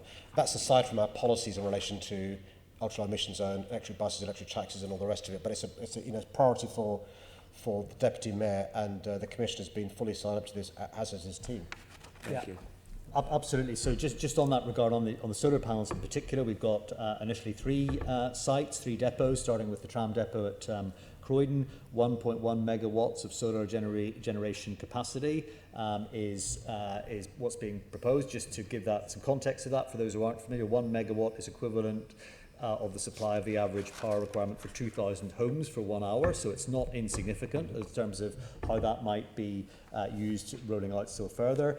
Again, Assembly members, I'm sure, will have noticed this morning a press release that's coming out from Islington Council talking about the world's first scheme using waste heat from the tube to warm houses in that particular area, 2 leisure centres and a school in Islington, from Northern Line heat being reused to that effect. So this revolutionary Bunhill 2 Energy Centre, the first of its kind in the world, I think is a further blueprint of where we continue to ensure that we make absolute progress in this regard. And there will be, I'm delighted to say, in the Transport for London high-level scorecard for next financial year, the year starting on the 1st of April, a very explicit carbon reduction measure at the top, at the forefront of that scorecard measure. So we're doing a lot of work in this regard. Thanks, Mark. I was going to ask you about the Bunhill trial, actually. But could I ask you now about the waste heat recovery on Crossrail? Will this cover the whole underground section of Crossrail? And have you conducted studies as to how many homes it will power when operational and how much carbon will be saved? Well, this is a sort of balance of priorities, I'll be honest. The most pressing priority, as you will well know, is to get the Crossrail central section open, but clearly there is an opportunity to ensure how we can reutilise energy, heat in that regard. It follows on, incidentally, from some of the technology we've been applying to some of the existing tube lines in terms of regenerative braking processes to ensure that we save energy. We're also considering something called green CBTC, which is a bit complicated, but it means how do you ensure that the operation of off-peak services on digital rail parts of the tube network are less hard in terms of acceleration curves and braking curves to therefore minimise energy expenditure. So in all of these areas we are looking in great detail about what we can do with regard to energy reutilisation. And I think it is, I was saying just yesterday, to name drop just a bit, to the Prince of Wales as we were on a bus together, that, again, 4 years ago I talked about the Euro 6 buses, but 4 years ago my team were telling me it is impossible in our lifetime to imagine a fully electric double-deck bus that doesn't have a secondary diesel engine with systems powering the subsidiary elements of the bus. I was on one yesterday. There are 99 services across London with a further rollout emerging. So this technology is so exciting, and everyone in London I think will be supporting the initiatives that we're putting forward. Great to hear. I'm out of time. Thank you. Okay, meeting's back with me, and we move on to black cabs, and the question's in the name of Assembly Member Curtin. My question to you is, what are your plans for the future of the black cab trade? Thank you. London's taxis are well known and well loved. They are a London icon and have for many years provided a reliable and trusted service to the city. Black cabs offer passengers both safety and convenience, playing a key role in providing accessible travel for all. Under my mayoralty, taxis have been an important part of London's transport offer. I made this clear both in my transport strategy and in my taxi and private hire action plan published shortly after I was elected. I've taken a number of steps to help the taxi industry thrive. TfL has introduced mandatory card and contactless payment. I've ensured taxis can continue to access bus lanes, enabling taxi access to a further 18 lanes at key locations on its road network. TfL has also written to the boroughs requesting taxi access to bus lanes and roads they control. I've increased the number of taxi ranks across London, with a total increasing to around 600, an increase of 160 since 2015, and we continue to press local authorities for additional rank locations. TfL is promoting the benefits of being a London taxi driver by raising the profile of the knowledge, and TfL has opened up a further 20 bus lanes to taxis on the Transport for London road network, meaning that taxis can now access 95% of bus lanes on the TLRN and 93% of all bus lanes across London. The support of the taxi trade in tackling the toxic air crisis we're facing has been vital. London cabbies are at the vanguard of adopting zero-emission capable vehicles, with more than 3,200 new licensed, and every new vehicle entering the fleet since January 2018 is now zero-emission capable. And we continue to contribute towards the £7,500 grant off the purchase of a new zero-emission capable taxi. We've installed more than 232 rapid charging points across London, with 73 of these dedicated to taxis only. My track record of supporting the trade and its transformation to a modern, environmentally sustainable part of our transport offer speaks for itself, and I've checked what previous mayors did for taxis, and it's clear that I've had the most pro-black taxi policies of any mayor that has served our city. Okay, Mr. Mayor, thank you for your answer about black taxis, and I do agree with you that they're world-renowned and the best taxi service in the world, and they're a London icon, and they need to be looked after. And I do acknowledge you've done some things for the taxi trade. You said there you're going to open up 18 more bus lanes, and that's a very good thing. There's contactless payment, which is a good thing for customers and passengers. But there's one thing that you've done which has been quite devastating to the taxi trade, and that is that you've reduced the maximum licence age from 15 years to 12 years. And that has caused directly, I would say, a reduction in the fleet number. I mean, when you came into office, there were 21.7 thousand taxi vehicles registered. Now there are only 19,000. So that's a reduction of 2,700 taxi vehicles in your 4 years. Before then, the taxi numbers were very, very stable. You need to rethink that policy, I think, Mr. Mayor, because the fleet is being devastated and there just aren't enough vehicles coming off the production line for taxi drivers to purchase. So what are you going to do to help the taxi fleet numbers to be increased again so that taxi drivers can have a job and a taxi to drive? Well, firstly, I'm not sure of your analysis of cause and effect. So the numbers of black taxis have been going down since 2008. And so you, for reasons that I understand, began your question with 2016. But they've been going down since 2008 for a variety of reasons. Mayor, I would say since 2008 they've gone down by 500. Since 2016, they've gone down by 2,700. So the rate at which they're going down has accelerated tenfold since you've become mayor. But you'll be aware, because I know you like to give a complete picture, more and more drivers are now sharing taxis than was previously the case. So you now have a situation where we have examples of 2 and 3 drivers sharing the same vehicle. So although there may be fewer vehicles in a global sense... Mr. Mayor, once again I would disagree, because I'm looking at TfL figures, which I got off their website this morning. Since you became mayor, the number of registered taxi drivers has gone down from 24,870 to 22,441 today. 2,400 fewer taxi drivers since you have become mayor. But the number of taxi drivers hasn't gone down at all since 2008. That reduction has happened entirely on your watch, and it was stable over the previous That's 8 years. That's not the case. I've got the figures from 2008. This has been a trade since 2008, which has been going down. You'll be aware the reason why the change is made from 15 years to 12 years because of the real crisis we've got with the air quality.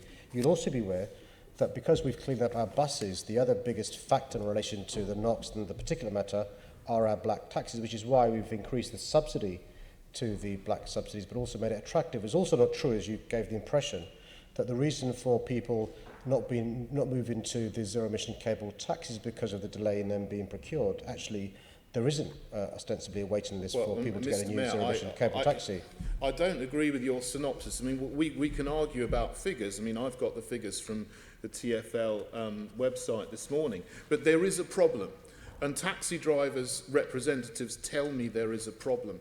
And what you may not be aware of, I hope you are, but you may not be, is that although about half of taxi drivers own their own vehicles, approximately nearly half of them are owned by fleets, and taxi drivers rent those vehicles on a day-by-day or a week-by-week basis. And the fleet operators tell me there just simply aren't enough taxis coming off the taxi production lines to make up for the ones that they've had to decommission because you've reduced the age from 15 to 12 years. So the number of taxis that fleets own is going down, and that's a direct result of your policy. I've spoken about to you and to Commissioner Mike Brown about this many, many times, and I've suggested, as has Assembly Member Prince, that the solution to this is to reinstate the Mercedes veto as an approved taxi, and that will mitigate the circumstances that have been created by your policy. Maybe it's unintended, but you need to recognise that there is a problem now and there is a solution. I'm giving you the solution. It will not affect your ULEZ because the Mercedes veto is Euro 6 diesel. You've allowed thousands and thousands of private hire vehicles to be registered, still do, which are Euro 6, ULEZ compliant. That's a solution to the problem. And I think you now need to recognise the taxi trade is suffering and you need to act to mitigate this unintended consequences. And all the taxi drivers that I speak to understand this is what's happening and that's the solution. I'm giving it to you. What do you say? So if I may, just come in on this. So the Mercedes veto, as it applies to a taxi, is not... the Euro 6 has actually got subcategories of definition within it. And unfortunately, the Euro 6 Mercedes veto does not meet the air quality compliance standards. It just doesn't. So I can give you the I can give you the scientific evidence. You still give private hire vehicles it's different Euro 6. You still license them. It's different to the private hire vehicle. There is a different standard. What I would say as well, the other thing that you didn't point out in your question, if I may, and I'll just maybe support the Mayor in his answer here, is that of course there now are a choice of two types of vehicles. So as well as the 3,200 zero-emission capable taxis that have now been licensed, cabbies now have, Black Cab Trade now has a choice of a further vehicle which is now purely electric, which is the Nissan vehicle, which Nissan Dynamo. Nissan Dynamo, which I've seen and been in and talking to the drivers. They're very positive and keen on this regard. I would also assure you that, just so you know, that in the last 4 or 5 years since I've been doing this job, I have of course met regularly with representatives of the taxi trade on a continual basis. We've had some very constructive dialogue with many of them. Not with all, but with many of them. And of course I listen to and understand their concerns in this regard, but I do think that the Mayor's taxi and private hire action plan, of which we have achieved many of the outcomes and objectives of, has made significant inroads. And of course, black cabs will continue to and still do play a very important part in moving people around our city. I don't have much time left, but as I said before, I do recognise some of the things in the taxi and private hire action plan have been implemented and they're good, but this is something that is causing serious problems because there just aren't enough taxis around for the fleets to give out. So some taxi drivers don't have a vehicle to drive, and the fleet numbers have gone down, as I said, by 2,700. That is a result of your policies, and you do need to look at this. I would do something different if I was sitting in that chair. So we'll see what happens. I think the other thing I would. Right. Okay. Well, with his ambitions. Well, some of us do, Chair, some of us don't. We wish everybody well. You've heard of how impartial the Deputy and I are. Now, just before I call the next speaker, seriously, members and the Mayor and the Commissioner will know, we're heading to International Women's Day on Sunday. And I know a special group of women have started to celebrate that day, and they're with us here in the chamber. So can we welcome the Finsbury Park sisters who have joined us? Thank you for coming along. And then let's get back to the business of questions. The next question is in the name of Assembly Member Prince. Thank you, Chair. Mr. Mayor. Looks as though you were nodding off there. TfL inefficiency. I indicated to speak on black cabs, please. Yeah, please, yeah. First of all, Mr. Mayor, may I thank you for attending the Haven House event last week. It's very gracious of you to come along to that. So, continuing on black cabs, one of the big issues, of course, is around the knowledge and the massive drop we've seen in the number of black cab drivers doing the knowledge. I've actually seen advertising for people to do the knowledge, which is something I've never seen before. What can we do about that, Mr. Mayor? What plans do you have to do? It is a serious concern. Thanks for raising it. You've been consistent in raising concerns, as has Senator Curtin, around black cabs, and I'm grateful for that. So TfL has been for some time working closely with Ofqual, who are the Office for Qualifications and Examination Regulations. We're trying to explore ways for TfL to gain accreditation for the knowledge, and we're also, by the way, separately promoting the knowledge as well. And my understanding is, and the Commissioner can come in, there are some changes required to the knowledge for Ofqual to be satisfied. And if you would mind just for a moment letting the Commissioner to add. Yeah, so that is true. So it's become apparent that some of those would require quite significant changes to knowledge of London processes, and it's not something that we have previously discussed and whether we pursue that or not, but it is something that I will need to now take forward with taxi trade representatives to see if that is something that would be worth considering. I think, notwithstanding all of that, we do continue to promote the knowledge. The How to Become a London Taxi Driver brochure, as you know, is out there. Includes successful case studies, very important, because I think real examples are very important in this regard of students from different backgrounds who've gone through the Knowledge for London process. That brochure is available on our website.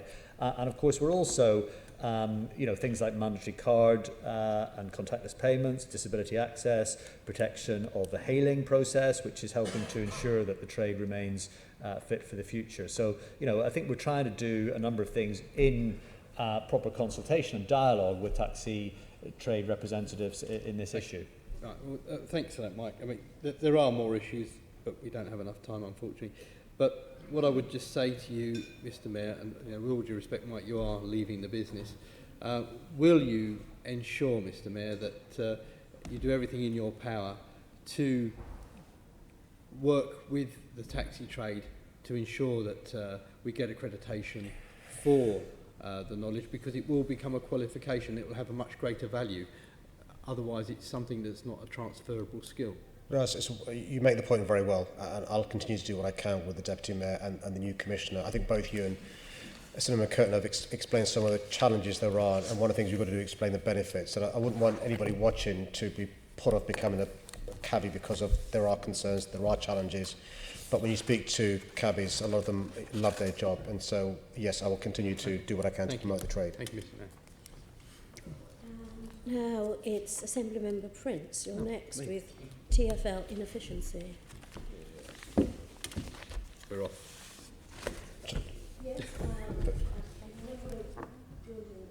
Oh, by all means, happily read my question, yes. Remind us.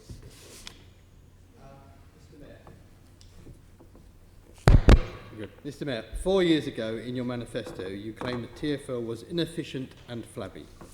Can you name one piece of flab that you have cut? It's quite a few, Chair.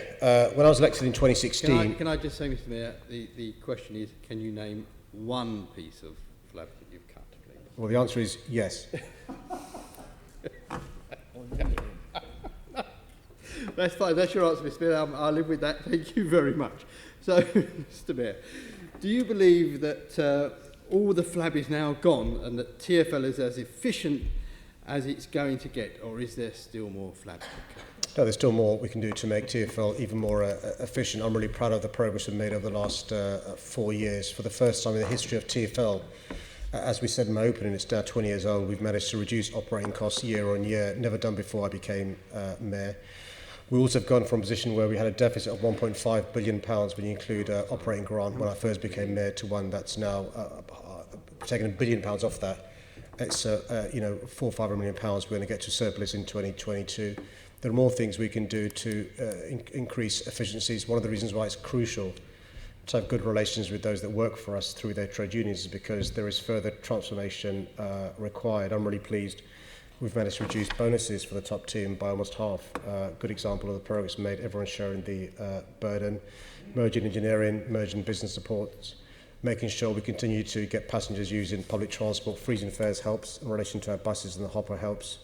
But there's more we can do, and we'll carry on trying to find the efficiencies wherever they can. And actually, one of the things that this Commissioner has done is make sure, look everywhere possible to find those savings. At the same time, try and increase revenue streams where we can. So the one is to obviously try and save what you spend, but also try and increase what you bring in. So we're trying to do both those things. Good. Well, thank you very much for that, Mr. Mayor. Is it true that in your manifesto you said my plans to freeze transport fares will be funded by making TfL more efficient and profitable operation, not by cuts to spending on better services and more capacity? Is that true? And we've done that. And so you can see benefits of the efficiencies, not just in relation to the fares frozen. We've actually made more savings than amounts spent on fares freeze. As I said, the deficit 1.5 billion when I became Mayor, it's down by more than £1 billion since then. So it begs the question, did the fares freeze cost £1 billion? No, it cost far less than that. And so the efficiencies have paid not just for fares freeze, but far, far more, which you see across us filling in relation to the cost, in relation to Crossrail, the operating grant being lost £700 million on average a year, changes in people's travel habits because of how they do their leisure, whether it's Netflix or whether it's staying in with Deliveroo and other comparable deliverers of food and other things as well. But there are other examples of some of the fruits of efficiency, not just the fares freeze. So, Mr. Mayor, when you scrapped the plans to purchase 27 trains for the Northern and Jubilee lines, was that not a cut to spending on better services and more capacity? Well, it's worth just explaining two things. One is, one of the reasons why sometimes we don't buy trains that were originally planned to do so is because our maintenance has improved so much that there's no need to buy a train if it's working very well. I'll give you an example. If you've got a car and you're servicing it regularly and doing MOTs and doing more so, the fact that you 4 years ago planned to buy a new car, you're not going to buy a new car if the car's working well. So on the Northern Line, we've seen huge improvements in relation to, there are now an extended rush hour service, which helps more and more passengers. Jubilee line hasn't, though, has it, Mr. Mayor? Sorry? Jubilee line hasn't, though, has it? We've still got queues of people so trying to get onto the platform, let alone on a train in certain Jubilee stations. You accept that, don't you, Mr. Well, Mayor? one of the You've accepted that in the past. One of the things that will help the Jubilee line is when the Elizabeth line opens up, you'll appreciate a lot of those currently using the Jubilee line, particularly in the east section, will have somewhere else they can go to. And that's one of the reasons why we're keen, aside from the obvious other issues, for Elizabeth line to open up as soon as possible. In relation to investment, which you referred to, one of the big reasons we've had to... on that point, you did give me an assurance quite a few months ago that people wouldn't be queuing to get on the platforms at the Jubilee line because you'd improve the efficiency through better timetabling and better technology. You did give me that assurance, didn't you, Mr. Mayor? But you haven't delivered on that, have you? Well, I'll let the Commissioner talk in a moment about some of the improvements made on the Jubilee line. But as I said to you, the Jubilee line will be transformed when the Elizabeth line opens because of freedom of capacity. But we have made improvements. You gave me an assurance, Mr. Mayor, that you haven't kept. Well, as somebody who used the Jubilee line very recently, it is a much improved service to what it was when I became Mayor. And the Commissioner can explain some of the progress we've made. Can I ask the Commissioner? Clearly, Senator doesn't want to hear the improvements made. Can I ask the Commissioner a question, please, Mr. Mayor? Mr. Brown, what do you think would be the benefit of upgrading Holborn and Camden Town stations? Well, clearly they are projects that I would seek to do. If I, again, a bit like the Piccadilly line signalling, if I had certainty of capital funding going forward, but these are long-term projects, a bit like the fantastic work that we're seeing at the moment going on at Bank Monument Station to increase capacity there. These are long-term projects, so the work that is required at Camden to give proper step-free access to, for example, between the two Northern Line branches is a very important piece of work. It is one that I would wish to go ahead with. The work at Holborn would be very important, particularly in the event of Piccadilly line signalling funding being secured going forward. So these things are all linked. These are major capital schemes that require a certainty of capital funding going forward from the government to allow the letting of contracts in that regard. So in regard to Holborn and Camden Town, Commissioner, that was planned to be upgraded and then that plan was put back. Why was that? Well, because we didn't get the certainty of funding from central government. I mean, it's quite clear to me that if you don't have the certainty of capital spend, of devolution of business rates to the mayor and therefore the pass-through to TfL, I cannot, in good faith, allow us to enter into a contract when I don't have certainty of funding. How much funding would have been required for the Holborn and Camden Town upgrade? I'm sorry, I missed the first point. How much funding would have been required to do the Holborn and Camden Town? Well, there would have been more than we have the ability to commit to going forward in time. It's not, it is an important priority, but my assessment is, and this was endorsed by the mayor and the TfL board, is that actually it's very important to continue your commitments that you've made under existing contracts, such as re-signalling the Metropolitan Circle lines, such as continuing with Bank Monument Station, such as the Northern Line extension, such as Barking Riverside, such as the other schemes that we are delivering now. Thank you. And how much funding would have been required to purchase the 27 trains for the Northern and Jubilee lines? Do you know that? Well, I can give you the exact figure. I don't have it immediately to hand here, but it is. But the point. Ballpark figure in mind. Right? Well, the point is, Chair. Commissioner, Commissioner, would you agree that if you had an extra £150 million of revenue every year, you'd have been able to afford some of these projects that you've had to stall, because you would have been able to generate 10 times that amount of capital investment? I would say that if there was a logical provision of how much TfL was able to borrow on the market, given its asset base having increased with for example, the delivery of the Crossrail tunnel, and if there were more imaginative arrangements possible from Her Majesty's Treasury and from central government, we would be able to enter into longer-term contracts to increase the capital spend on transport for services. Simple question, Commissioner. Would you agree that had you had an extra £150 million worth of revenue, you would have been able to afford to do those schemes? That is revenue, and that would not cover the cost of the Jubilee line trains. I've already explained to you, Commissioner, you and I have been around local government too many decades to want to remember. You can use revenue to fund capital borrowing. Yeah, we can. But so you could have borrowed the money on the surety of that revenue. No, our borrowing is hugely constrained, and the payback by which you can enter into a commercial agreement with the supplier for those trains is far too long term to enable you to do that. So the logic of what you've said is precisely the logic. Assemblymember Prince, you will let the Commissioner finish. I will when he answers the question. It's Tony Cherry now, Keith. It's proper chair. No, excuse me. Can we just get can we just get a complete answer from the Commissioner? You should be pleased that I'm Assemblymember Prince. Lovely conversation. Assemblymember Prince, please. What? Can you just be mindful of the chair? I'm speaking. Of course. Thank you. Chairman, you know I worship you, Madam Chairman. Right. Worship me in quiet. Commissioner, can you just finish that question so that we can move on? It is of interest to everybody. But the point is he's using the wrong point.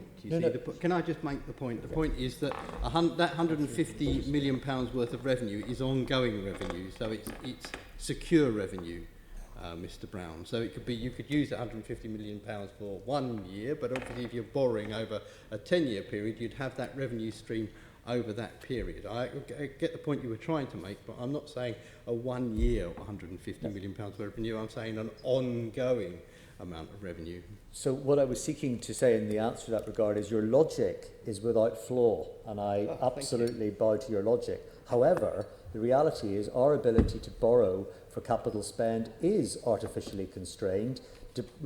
Regardless of our revenue stream or our asset base, it is constrained in a way that is applied by Treasury rules. So we're working very hard with Treasury. I've been working recently very hard with Canary Wharf, for example, on what other imaginative ways we could look to do to further enhance capacity in the Jubilee line, and I continue to explore with you or anyone else any such options that are available. But I can assure you I have a very competent, capable finance team, as the Mayor has said, who has taken £1 billion out of our operating spend in the last 4 years, and I can assure you they've explored every possible option to do things that imaginatively I'm as going to possible. finish on this because I want to give time to my colleagues. But is it not the case, Mr. Brown, that had we not had the partial fares freeze that the Mayor currently has invoked, that we would have had that £150 million a year revenue? I think if we hadn't had the partial fare freeze, we wouldn't have allowed the transport network to be accessible to Londoners as broadly A as very it has simple been. yes and no question. Without that fares freeze, we would have had the partial fares freeze, I must correct myself, we would have had the £150 million worth of revenue. Is that the case? I believe that actually, as I said earlier on, the stimulation of 250 million Did you journeys... not advise the Mayor that making that fares freeze would cost him £150 million worth of revenue? Look, I think I've answered the question, Chair. You haven't, but anyway, that's fine. I'm happy with that. Okay, thank you. Assemblymember Hall. Thank you. Mr Mayor, there's real growing local support and a very positive campaign from our splendid Elliot Coburn MP. Will you start to seriously consider the extension of the overground from West Croydon to Sutton? The overground? Yes. There's lines already there, apparently. It would be quite easy. The locals are desperate for more trains in that area. So Elliot has been knocking on doors, as you would expect, and there's massive support. So can you look into it for us? Can I pass over to the Commissioner to answer that? As long as he says yes. Well, I of course would expand the overground to Edinburgh if I could. I mean, I would absolutely expand it anywhere. But I would just, if I may, it is Network Rail infrastructure. Yeah. It is, without being flippant about this, it is entirely an issue that is dependent on the discussions, given the earlier discussion around the Williams review and what happens there. But of course, I would look favourably on such an option going forward. I would welcome it hugely. For that, we're very, very grateful. Now, this is for you actually, Mike, if I may. I wrote to you earlier in January asking for information on when TfL will be removing the various posters and promotions which feature the Mayor's name, stressing the importance of doing as such before the pre-election period. And the reply I received said, and I quote, "Steps are being taken to ensure that our marketing and advertising campaigns that are due to run into or through the pre-election period will not include reference to any individual by name who is standing for election." So can you tell me what steps you're taking to make sure that you're getting there? Well, precisely that. We've given, as ever, I take advice from my General Counsel on these issues, and we have absolutely responded to your helpful letter in that regard, and we are doing just that. We will be ensuring that, insofar as is humanly possible, all such references are not in place in the pre-election period. I always like to be helpful, Mr Brown. Thank you. So how are you doing that? Have you got a list of where all these posters of the Mayor are? Well, I confess that I have many things in my in-tray, and the list of where all posters are on the Tube network is not at the top of my list of in-tray issues. No, that would be ridiculous, but it wouldn't be ridiculous for TfL to have them. So I was really assuming as head of the organisation. All I can do is assure you that I have asked the team to make absolutely sure, insofar as is humanly possible, I'm not trying to be difficult here, insofar as is humanly possible, that these posters are not on display in the pre-election period. And, I continue to ask that question, and that is standard good practice that we've applied in every pre-election period throughout TfL's history. Okay, so perhaps give me a bit more confidence. Somebody within the organisation then knows exactly which adverts are where, do they? I assume somebody has a view, either station by station or location by location, yeah. Okay, can you then please write to me as soon as possible, giving me a list of exactly where all of the posters, etc., that I mentioned the Mayor are, so that we can keep a BDI to make sure that we Well- help you out in that respect? Well, I'll assess what's practically possible in that regard, of course. Well, that's good. Mr Mayor, can you tell me why the adverts that are going up for the People's Question Time poster simply contain pictures of yourself and not this wonderful assembly? That's not quite right, is it, Chair? I've seen posters with some incredibly good-looking members of the Assembly when I go about my business, and I've made sure that I vomit into my tissue. I'm only joking, but that's not the case, is it? You know it's not the That's case. very unpleasant. You know it's not the case, isn't it? You know it's not the case. No. Why Well, do you I want know to it mislead? is Why do the you case. want to mislead people? Come on, you're better than that. No. Come on. Somebody came Come to on. me this morning. And don't clip it and put it in a tweet. That's beneath you. No, it's not. I'll tweet anything, especially when We you're know it's doing- not beneath you. especially- We know very well it's not beneath you. Especially, You got Mr. form, Mayor, haven't you? You got form, especially haven't when you're you? being ridiculous, I You've take got great form, delight haven't in you? as many tweets as possible. My point being, and I'm quite happy Remember to who tweet this if you misleads, like Susan me Hall. mentioning this. Can you tell me again? Somebody saw one. In fact, my colleague saw a picture of you beaming out at him as you do, without any pictures of the very, very handsome members of our Assembly here. And bearing in mind it's a People's Question Time for the Mayor and the Assembly, can you explain to me why you feel that there's no necessity to put the Assembly on the same poster? Well, Chair, can I just reassure you that I've got lots and lots of things to be doing. One of them isn't dictating which posters go where. Now, I appreciate the Assemblyman may have not many other things to do, and she's probably going around the tube stations trying to spot these posters. If she finds any that she wants swapped around, I'm sure Mike and his team will look at her request. But I'm not going favourably. to have to, you see. You can't have listened to Mr Brown. He's going to send me a list, very helpfully, of where all of your posters are so that colleagues can help me make sure that they are all taken down. I mean, Chair, I just think members of the gallery watching this discussion will think, geez. Assembly Member Hall. Unfortunately, there aren't many people in the Assembly watching, unlike when Boris was the Mayor, when you couldn't get a seat for love nor money. I think that should tell us something, Mr Mayor. Where is he hiding Thank you, today? Chairman. Where is he hiding today? Actually, okay. Can I just on behalf of the Assembly just make it factually clear that the increase watchability of the Assembly has increased tenfold in the last 8 months, and I think it's all to do with the work that the Assembly members are doing. Now, Some of them, Chair. and just a bit more information, I was at Baker Street and saw a poster of all my colleagues there. It might have been one from last year, I don't know, but then I... The one that Southwark is just hidden. Well, what can I say? What can I say? Go to Baker Street if you want to see yourself in a poster, is all I can say to you. Assembly Member Boff, just lift us up to... Oh! Assembly, I love listening to you. If I say I'm a Liberal Democrat or Green, Well, no, you can't change party to use up other parties' time. And can I say, I was waiting to hear what you had to say, but let us move on. The next question is in the name of Assembly Member Russell. Cutting traffic in London. Do you want to read your question, Assembly Member Russell? What, you'd like me to read my question? My question is, what progress have you made in cutting traffic in this term? Thank you for your question. Throughout my term, I've championed fundamental change to the way people choose to move around London. As Mayor, my strategy has been focused on encouraging more people to walk, cycle and use public transport rather than driving. Fewer car journeys in our city will lead to improved air quality, reduced carbon emissions, safer streets and better health outcomes for millions of Londoners. This focus has already successfully removed the equivalent of 2.9 million private vehicle trips from London's roads each day. And last week I was proud to announce that we have tripled the amount of protected cycle space for cycling, making it safer and more convenient for Londoners across our city to cycle as part of their everyday routine. Recent data suggests that as a consequence of our policies, we're making huge progress here, but you'll also be aware that private hire vehicles account for over 40% of car traffic at certain times in central London.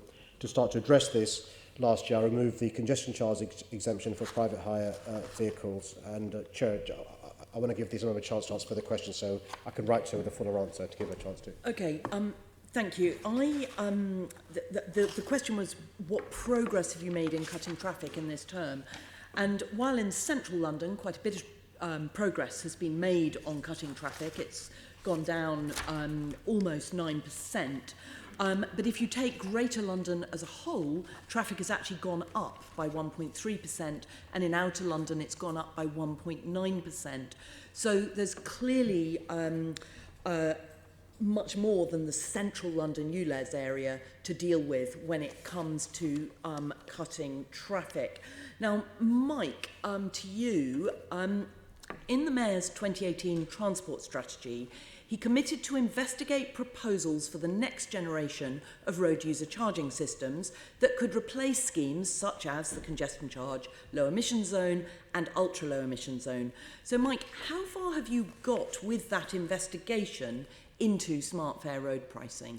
So I think, Chair, through you, if I may, this is again in answer to Assemblymember Pigeon's question earlier on, which is around how do we future-proof the technology that we are applying for policies that have already been approved and agreed, such as the expansion of the ultra-low emission zone to the north and south circular road. So it's to ensure that that technology is capable to flex should there be some further interventions that we might want to use those provisions for going forward. So that's really been the focus of our attention, is to ensure that we practically deliver on what we've committed to delivering already, such as the ultra-low emission zone, but we do future-proof this technology in a way that it is flexible and fit for further use should it be required.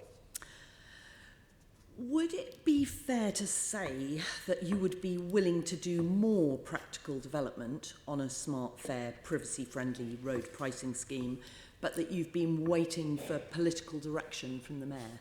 No, I don't think that would be fair. I think we've had some very useful dialogue in this regard. I think the last 4 years have seen a huge step change in the promotion of walking, cycling and public transport. I think the Mayor referred earlier on to the creation of a walking and cycling commissioner for London, the first time that all-encompassing role has been in place. I have to say the collaboration and the work that we've done with Will Norman has been extraordinary in that regard. So I don't think this is around a lack of political will. I think this is a lack of practicality. This is very specifically about road pricing. I know, and I'm just saying that I don't think there's been any sense that we've been held back as a result of any political decisions. I think we've had some very good dialogue, and of course the work that we're doing more broadly in promoting public transport in Outer London is part of all of this. So I think there's a coherent approach to traffic levels, car ownership in Outer London, use in Outer London.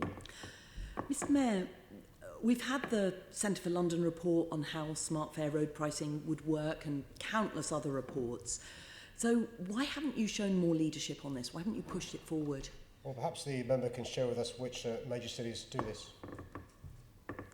What, right Just now? name 5 cities, yeah. Any 5. We should, but London should be leading. You know, which is why I'm sure you'll put on record your congratulations for having the world's first ultra-low emission zone. Oh, absolutely. Your ultra-low emission zone is fantastic, but that's dealing with the very centre at the moment. Which is just in the first few months reduced NOx by a third, which we intend to roll out if I'm elected, which is no certainty, in 6, exactly big if. This is a 2-horse race where either of the 2 candidates can win. I think you're stepping across a line. It's a chair, it's not getting into electoral stuff. This is we're meant to be focusing on. The point I was making in a mischievous way, and I apologise, was you've got to give credit for the progress we've made in relation to the ULEZ, in relation to trebling the protected cycle space, in relation to expanding ULEZ going forward. Big risk with challenges, but also to accept that actually nowhere around the world is doing half the stuff we're doing, let alone some of the stuff you're suggesting. Okay, I'm going to use the last of my time for a question from Mike, which is, do you think it's time for a woman to be in charge of TfL? I would absolutely love for there to be a woman in charge of TfL. Yeah. I think I've found that having powerful senior women around my table, such as Michelle Dix, Tricia Wright, having a full, diverse senior team, much more diverse senior management team overall in TfL in the last few years has totally changed the quality of the debate, the calibre of the debate, and I absolutely welcome having a proper senior leadership that reflects the great diversity of this, the most wonderful city on earth. Thank you very much, Mike. Okay, that's it. All the groups have used up their time. Yes, Mr. Curtin got extra, but Worth it, wasn't it? it was worth it. And can I just say thank you to the Mayor, and thank you to Mike Brown for answering the questions here today, and once again for his service to Londoners. And that brings us to the end of part A. Thank you. Thank you. Can I ask this, moving on to part B, can I ask the Assembly to agree the motion set out in my name, mainly that the Assembly notes the answers to the questions asked? Noted. And then we go to petition update. Can I ask the Assembly to note the responses received to the petition presented at recent Assembly member meetings? Thank you. And then let's go to motions. We have, let me just count them up. Too many. No, we're going to stay in the spirit. We have, just remind members, 6 motions. We're in your hands, it's your time. But because you might go on a bit, let me just say briefly before I call the first motion that we have here today a woman that I love and respect, and I have been her husband's day wife. And so welcome to Mrs. Caroline Arbour. And it's my pleasure, I'm going to hand him back to you on the 7th of May. And do you know, he's been okay. Thank you. And she didn't say, I'm going to move on before she says I can keep him. Because I've got one of my own who's gorgeous. I should say equally gorgeous, shouldn't course, I? Yes, yeah. So this loving goes way back to 2000. You have to buy me a coffee to know more about it. Okay. So let's then say to you that motion 6.1 has been amended, and it's now in the name of Assembly Member McCartney, and it will be seconded by Assembly Member Dr. Sahota. So I call Assembly Member to move her motion. Yes. Thank you. Assembly Member Twycross has been called away, but what I'm going to do is just to read the speech that she would have given if she was here. This motion highlights the impact that the changes to welfare policies since 2010 has had on Londoners, particularly children. Analysis undertaken by the Mayor demonstrates the impact that tax and welfare reform has had on Londoners between 2010 and 2021-22, the year by which changes are anticipated to have fully taken effect. The headline figures for this research are damning. Poorer Londoners will see their incomes reduced the most. The hardest hit group are those Londoners in the second poorest 10% of households, who by 2021-22 will be receiving £610 a year less than they otherwise would have had as a result of benefit changes, a 2.7% loss, mainly the 4-year freeze to working age benefits. Households with children will lose the most of all household types, particularly those households headed by lone parents. This is as a result of real-term cuts to benefits received by parents, such as child tax credits and child benefit. On average, lone parent households will receive £2,400 a year less by 2021-22, an 8% loss. Disabled households will lose out substantially. Households where someone is disabled will receive £1,910 a year less on average. Again, this is due to a combination of cuts of benefits that are directly targeted at disabled households, cuts to non-disability benefits, and the fact that disabled households are more likely to be lower on income distribution. Households with both children and a disabled person will be particularly affected. Households in this group will receive £3,760 less a year on average, a 9.8% loss. People from London's black ethnic groups lose more than Asian or white groups. The poorest black Londoners will receive an average of £870 a year less, a 5.3% loss. And women lose more than men. Depending on the approach used to model the impact of changes on families, women stand to lose up to an average of £600 a year, while men could gain as much as £470 a year. And London's renters will lose more than homeowners, with those renting in social housing losing the most, an average of £1,200 a year. And of course, child poverty will be significantly higher in London. Some £100,000 more Londoners, 75,000 of whom will be children, will be in relative poverty after housing costs have been accounted for in 21-22, compared to the scenario if the changes had not been made. Now, the government told us repeatedly in 2010 that we all need to do our bit, that austerity would be shared by all. But as we have seen from the Mayor's analysis, that is not the case. Since 2010, Londoners have been impacted by universal credit and the difficulties surrounding implementation, the benefit cap and subsequent reduction, replacing disability living allowance and the personal independence payment, and subsequently cuts to disability benefits, the bedroom tax, the local housing allowance no longer tallying with rent increases, a 4-year freeze in social security benefits and tax credits, and limiting the amount of support provided by child tax credit, and the 2-child limit. And these were all political decisions affecting the poorest and most vulnerable in society. And we also need to be careful about the recent narrative pitting London against the rest of the UK. The streets are not paved with gold. It is not a race to the bottom. And when it comes to child poverty, London tops the list.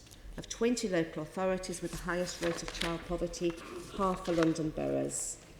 Too many children are not getting the food they need and have a right to. There are now over 400,000 children and 1.5 million adults in London living with food insecurity. Yet as a result of these changes from first the coalition and then subsequent Conservative governments, by 2021-22, an extra 75,000 London children will be living in poverty, impacting their health, education and life chances in one of the world's richest economies. This is simply unacceptable. We have seen, however, the difference that having a Labour mayor can make to Londoners' lives. We've seen the London living wage raised to over £10 an hour, a 4-fold rise since 2016.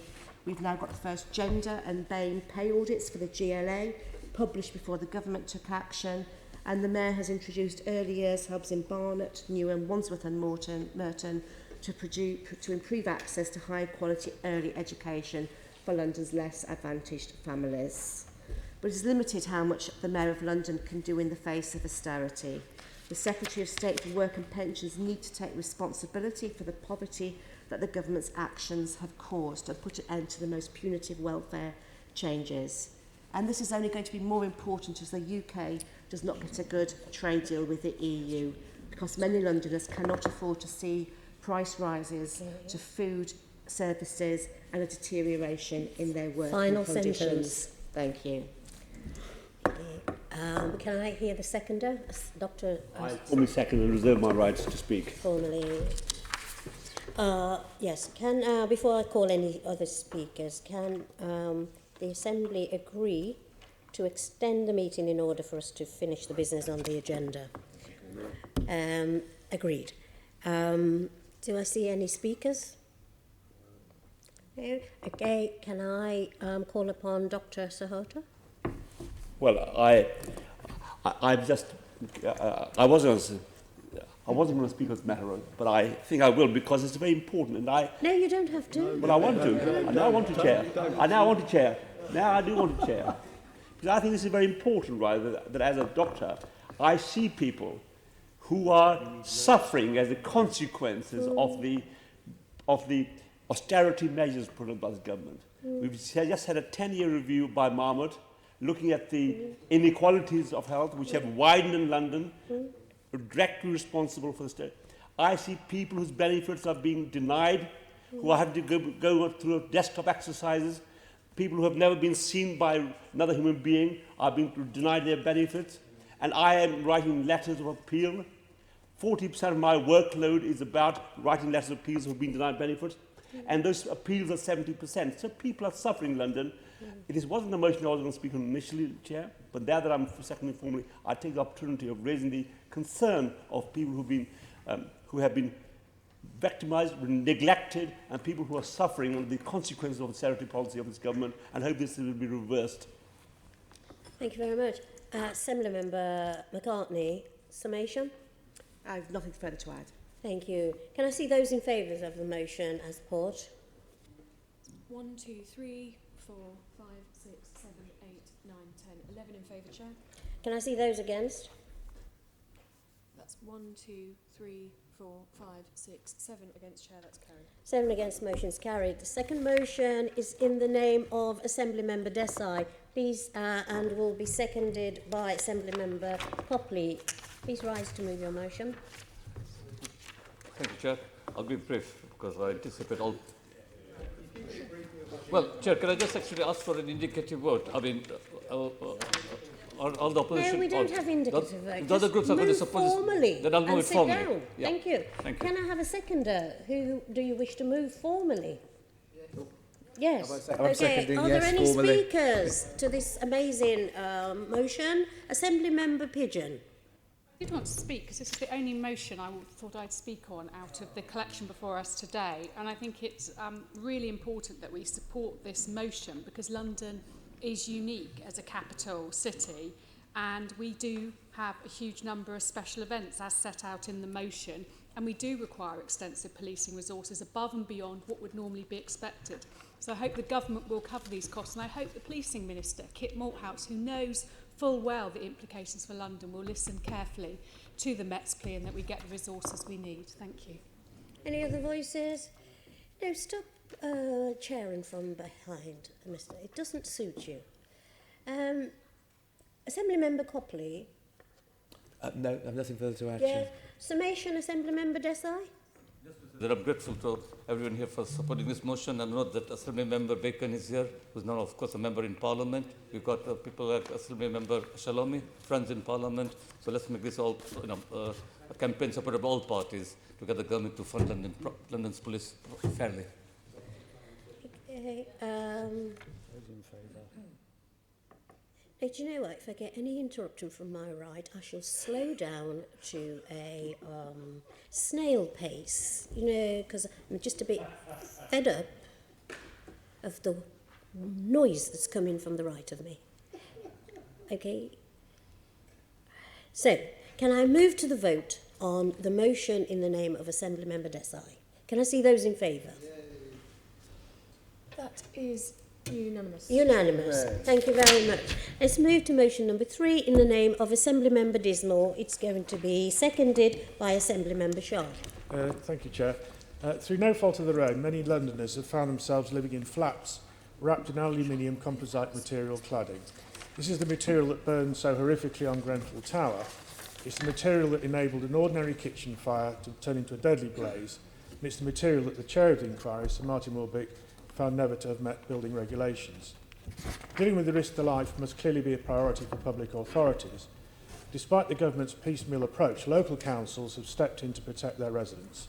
The contrast with private block owners engaged in a game of pass the parcel over who pays is sobering. But ultimately, someone must pay.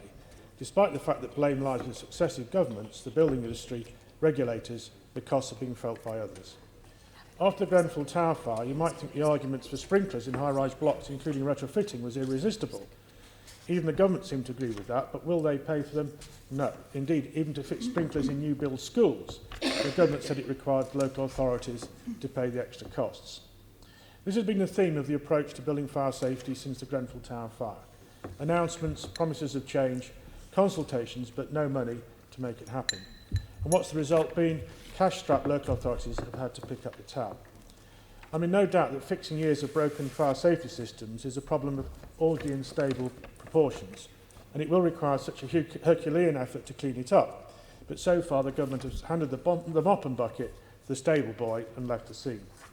The cladding remediation funds, £600 million in total, barely scratch the surface. Worse than that, they only deal with ACM cladding, but in building after building where ACM is found, so are other fire safety hazards and also other forms of flammable cladding on other buildings. The G15 group of housing associations estimate it will cost £4.3 billion to fix their stock. No figure for London boroughs is yet known, but a Freedom of Information response from Camden indicates that since Grenfell, the council has spent £59.6 million of its housing revenue account on fire safety. To give some idea of the opportunity cost, with £30.7 million from City Hall awarded in 2018, Camden is building 308 council houses. So that £59.6 million would equate to the cost of almost 600 new Camden council homes. And that's why it's wrong to see this as simply a fire safety problem. It's a home building problem, it's a council stock repairs and modernisation problem, it's an environmental problem. Meeting our climate change targets demands that London's old, drafty, inefficient homes are improved. Though this saves money in the long run, the investment now is not cheap. And in the absence of central funds, improvements can only be funded from council housing revenue accounts. So which should London local authorities prioritise? Should they leave their residents in buildings with fire safety risks, or leave residents in homes overdue for modernisation or major repairs, or build fewer new social homes, or ignore the demands of the climate emergency? In case anyone should think this is not a comparable issue, let me remind members that Public Health England attributed 223 excess deaths in London just to the 2019 heatwaves. Politics always raise the question of priorities, but when it comes to the safety of its people, the government should not force councils into such choices. I'm proposing this motion because we must not drift into a trade-off with one urgent priority derailing another. We need to know the cost of all fire safety remediation, the impact on decarbonisation targets from depleted council budgets, and we need the government to pay these extraordinary costs. I ask members to join me in demanding a response to fire safety risks that does not detract from our efforts to fight the climate emergency and support the motion. Seconder. Second, Chair. Thank you. Can I see those who wish to speak? Assembly Member Curtin. Thank you, Chair. This motion has two Oh, points. so sorry. No, so sorry. I'm trying to be too fast. Apologies, Assembly Member Curtin. Members will have in front of them an amendment. The amendment is in the name of Assembly Member Berry. Can you move your amendment? Yes, can I speak just briefly in support of my amendment, which is an entirely additive and constructive one. I completely agree with all the points in the motion that was been tabled by Assembly Member Dismore. I actually met with the chair of the G15, Helen Evans, last year. She told me the fire safety remediation works are £6.9 billion, even higher than the estimate that's in front of us today. And it's not just the money, it's the human cost of the stress and uncertainty, which means we need to be working out these costs and getting the funding as soon as possible so that people are not trapped in these homes with unsafe cladding. I also very much agree that we need to prioritise both fire safety and the decarbonisation. Assembly Member Disnall's motion is completely correct to put these two priorities next to each other and with equal importance. But it seems to me like there is an opportunity to add an additional point that should therefore be included in the motion. That's my amendment. And that's that we need to know here on the Assembly what the total cost would be of decarbonising London's homes to help London achieve a 2030 carbon neutral target. We asked for specific emergency plans with the actions needed for 2030 when we declared a climate emergency here in this chamber in 2018. This is the target the Mayor is now talking about, but we can't plan for what we don't know, and we do have work to do to retrofit all of London's homes, not just in the social housing sector, to not only make them less damp, but also warmer, more energy efficient, and also ultimately to get rid of all the fossil fuel heating that we have. And we don't know the total bill we're facing for all of that. And I think it is City Hall's job to be working that out on behalf of Londoners. So this motion gives us a chance to ask for that with this addition in my amendment. It means that all of us here, every Londoner, can get a better understanding of the scale of change needed, the Green New Deal needed, if we're going to stand any chance of becoming carbon neutral in time by 2030. So I hope you'll vote for this small but important amendment and in a constructive way added to the motion that has been put forward today. Thank you. The amendment is seconded by Assemblymember Russell. Do you want to speak? No, formally. Okay, thank you. Are there now any speakers to both the main motion and the amendment? Assemblymember Curtin. Thank you, Chair. Well, the motion's about two entirely different things. And the point about giving funding to get rid of aluminium cladding is absolutely right. And I think we would all agree with that, because that is a death trap to people in those flats, as we saw in Grenfell Tower, and we need to address that very, very urgently. And I would vote for this motion if that's all that it said. Unfortunately, it mixes it with something which is called a climate emergency. And it seems that this is a fashion for all political bodies now to declare a climate emergency. But I'll tell you what, the good news is there is no climate emergency, because carbon dioxide is not some kind of demonic gas that is going to destroy all life on Earth and warm up the planet in the way that the merchants of doom of Extinction Rebellion say that it's going to. It isn't at all. In fact, if you look at the science, everybody who is a scientist who knows and is not paid to have a position where they are forced to regurgitate all of the doom-mongering of Extinction Rebellion knows that carbon dioxide has less of an effect on radiative forcing the higher the concentration. In fact, carbon dioxide's effect on radiative forcing and therefore on increasing global temperatures declines exponentially with concentration. So everything that we're being told by the BBC, the Guardian, the Extinction Rebellion and so on about this climate emergency is a total load of nonsense. So it's a shame that this appears in this very, very good motion about dealing with aluminium cladding. And it says something like, the Assembly believes decarbonising homes is an urgent priority. What does that actually mean in practice? That means that homes are not going to be allowed gas boilers anymore. We've had an edict from the current government, which is one of the things I don't agree with, that new homes are not going to be allowed to have gas boilers from 2025, I think. And eventually, if we vote for this motion, what that means is we would actually be agreeing to strip gas boilers out of existing homes, which is absolutely ridiculous. What are we going to replace them with? Electric heating, which is going to come from wind turbines and solar panels, which aren't going to provide much electricity and will need permanent backup from fossil fuels. Anyway, the whole system which is being generated by this climate emergency nonsense, this climate alarmism, is an absolute load of rubbish. And unfortunately, it ruins the rest of the motion, which is very, very good. I wish we could have had two separate motions that I could have voted for the good part, but unfortunately it's ruined by the Marxist green nonsense that we have, and so I can't vote for the motion, unfortunately. Thank you very much for listening, and I'm sure you will all agree with me. Oh, you haven't used up all of your time. Do you want to keep going? I know. I jest. It's just to build the energy up. Okay, no other speakers. Assembly Member Russell, you formally moved. Do you wish to speak? No. Assembly Member Berry, do you want a summation? No. Assembly Member Shaw, you formally moved. Yeah. No, And now, okay, summation to Assembly Member Dismore. And will you just tell us in your summation whether you accept the amendment or not? Yeah, thank you, Chair. No, I don't accept the amendment. Oh, okay. I think the problem is that this motion is primarily about the cost of the fire precautions that needs to be done, in contrast to the cost of an impact on the housing revenue accounts.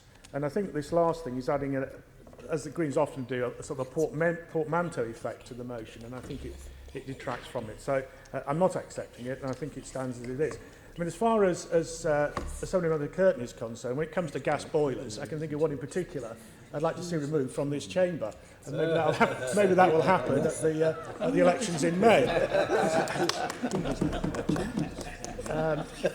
The motion, I think, is factual. The GLA did declare a climate emergency. We have a need to decarbonise homes, and what that means is actually making homes more habitable. The problem we have at the moment is drafty homes that have not been modernised, and drafty chamber. And the problem we have is finding the resources to modernise homes, and at the same time deal with the problem of fire precautions. And inevitably, fire precautions will take a priority because it's dealing with safety rather than comfort. So, for those reasons, Chair, I would hope that the Assembly will support the motion in its original form. Okay, so you have in front of you a vote now on the amendment. Can I see those in favour of the amendment? 1, 2, 3, 4, 5, 6, 7, 8. So, Joanne? It's in favour of the amendment. No. 1, 2, 3, 4, 5, 6, 7, 8 in favour of the amendment. 8 in favour of the amendment. Please, show of hands for those against the amendment. 1, 2, 3, 4, 5, 6, 7, 8, 9, 10 against the amendment, Chair. 10 against the amendment. The amendment falls. Can I see those in favour of the amendment as put... the substantive motion. Sorry, not the motion. The motion as put in the name of Assembly-Member Disnall. Can I see those in favour? That's 1, 2, 3, 4, 5, 6, 7, 8, 9, 10, 11, 12, 13, 14, 15, 16, 17 in favour, Chair. 17 in favour. Those against? 1 against, Chair. 1 against. The motion is carried. Okay, we go to motion 6.4, motion in the name of Assembly-Member Cooper. It's going to be seconded by Assembly-Member Desai. Assembly-Member Cooper, can we hear your motion? I would move this motion formally, but I do want to say a few words about why I've put it down, because it's not sort of necessarily covered by any of the briefs that I hold or the specific issues that we normally talk about in the Assembly. But I'm quite sure that most other Assembly members at some point or another themselves will have experienced some of the things that are being referred to in the motion.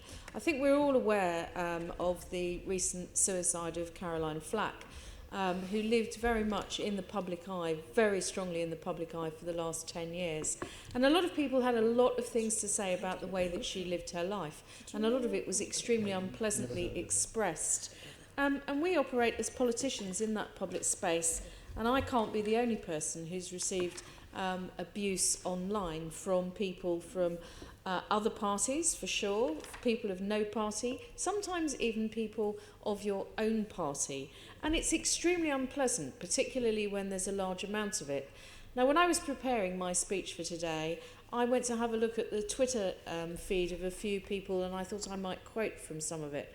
I've actually changed my mind. I've decided I'm not going to give any airtime to some of the stuff that I read out there, because it is so unpleasant. But if you want to see the level of unpleasantness that is racist, that is homophobic, that is anti-Muslim, that is just disgusting, you can just any day of the week go and look at some of the comments that come back to the Mayor of London, who was here this morning. He was at an event last week, and I had the pleasure of introducing him at the Royal Vauxhall Tavern.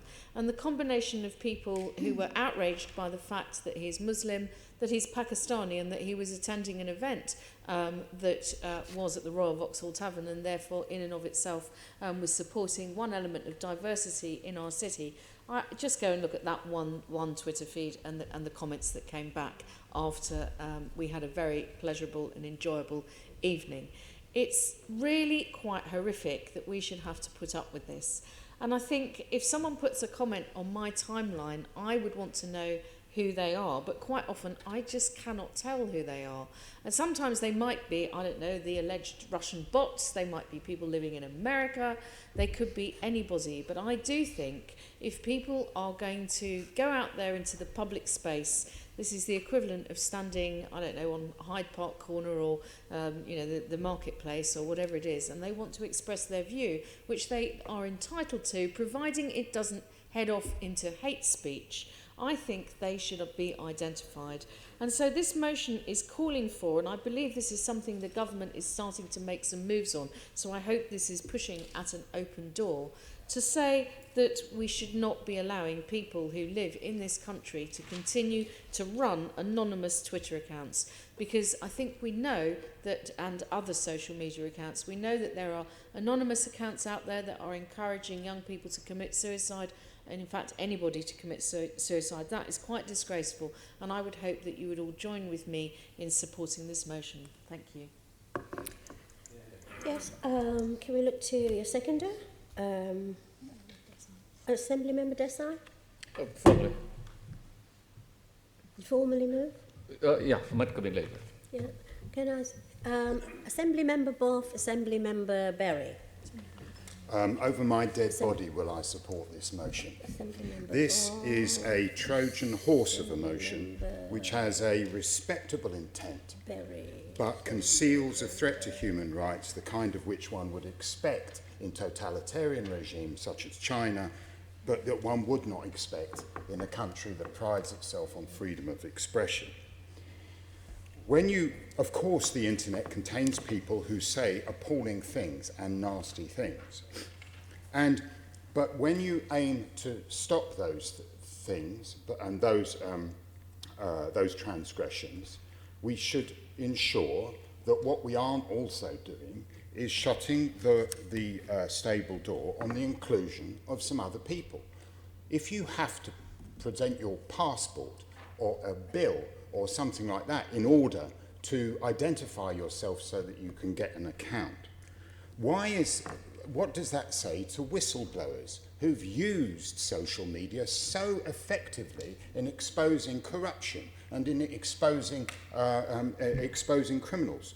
What do you say to those people who themselves are victims of harassment, whose only way of getting onto social media is to get on anonymously so that they cannot be pursued by those people that are after them?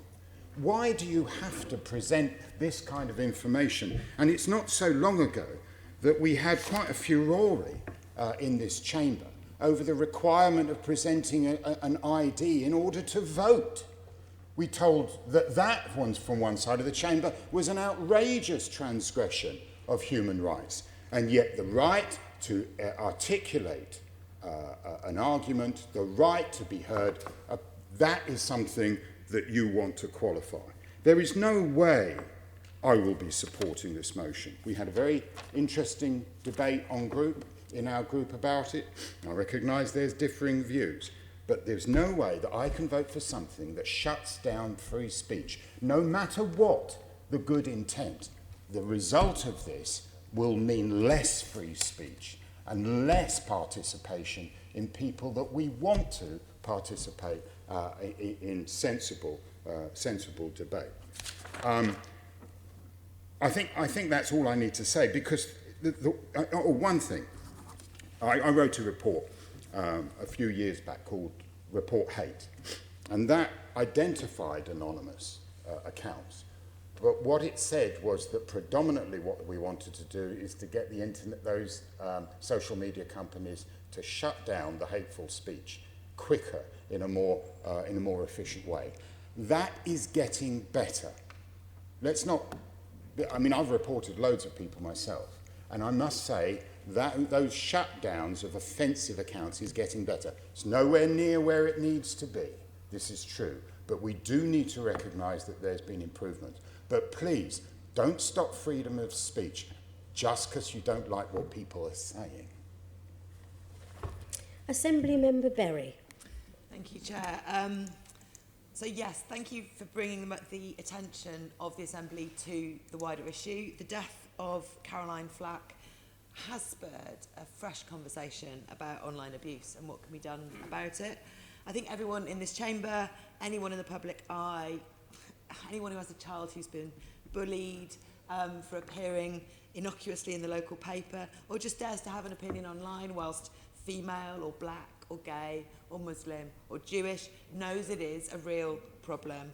Certain places on the internet do facilitate hate. Social media giants are extremely slow to take action often, and they don't take responsibility for allowing hate to fester.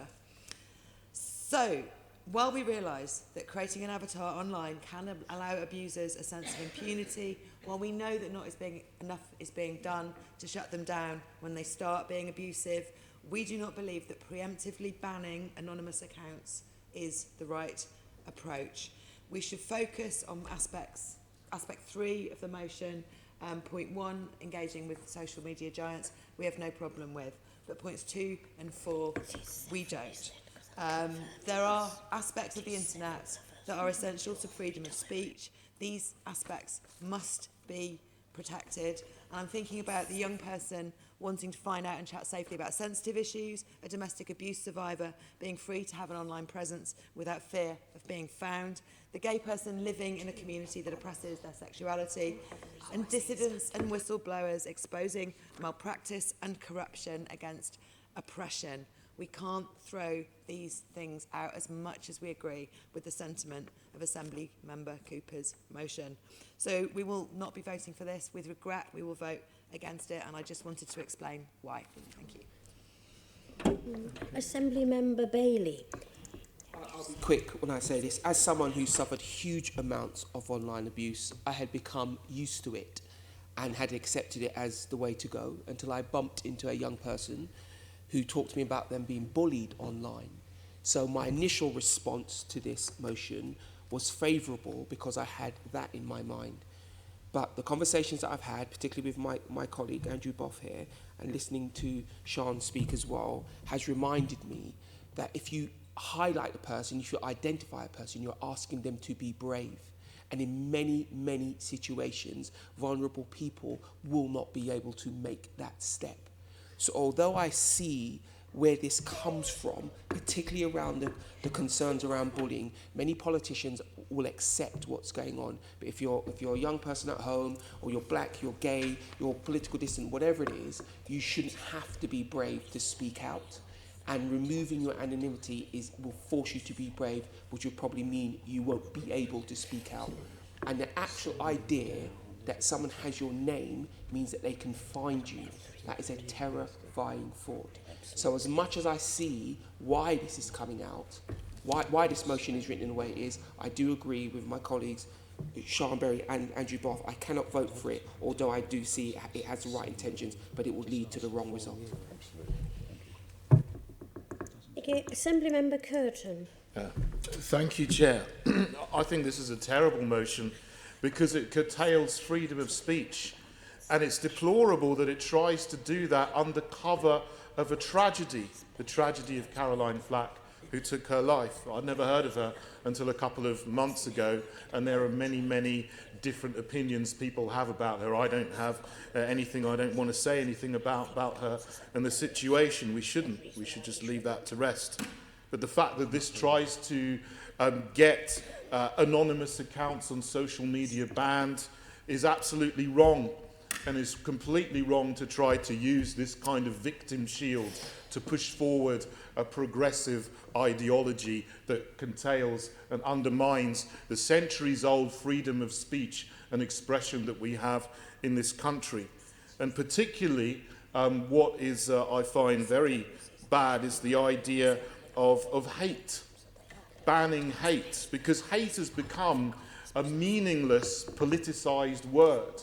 And it's just a word which I think that some corners of the room use and throw out at anybody or anything, any opinion that they don't agree with, and any person that expresses a legitimate opinion which is of a different political persuasion and is some opinion that they might not like.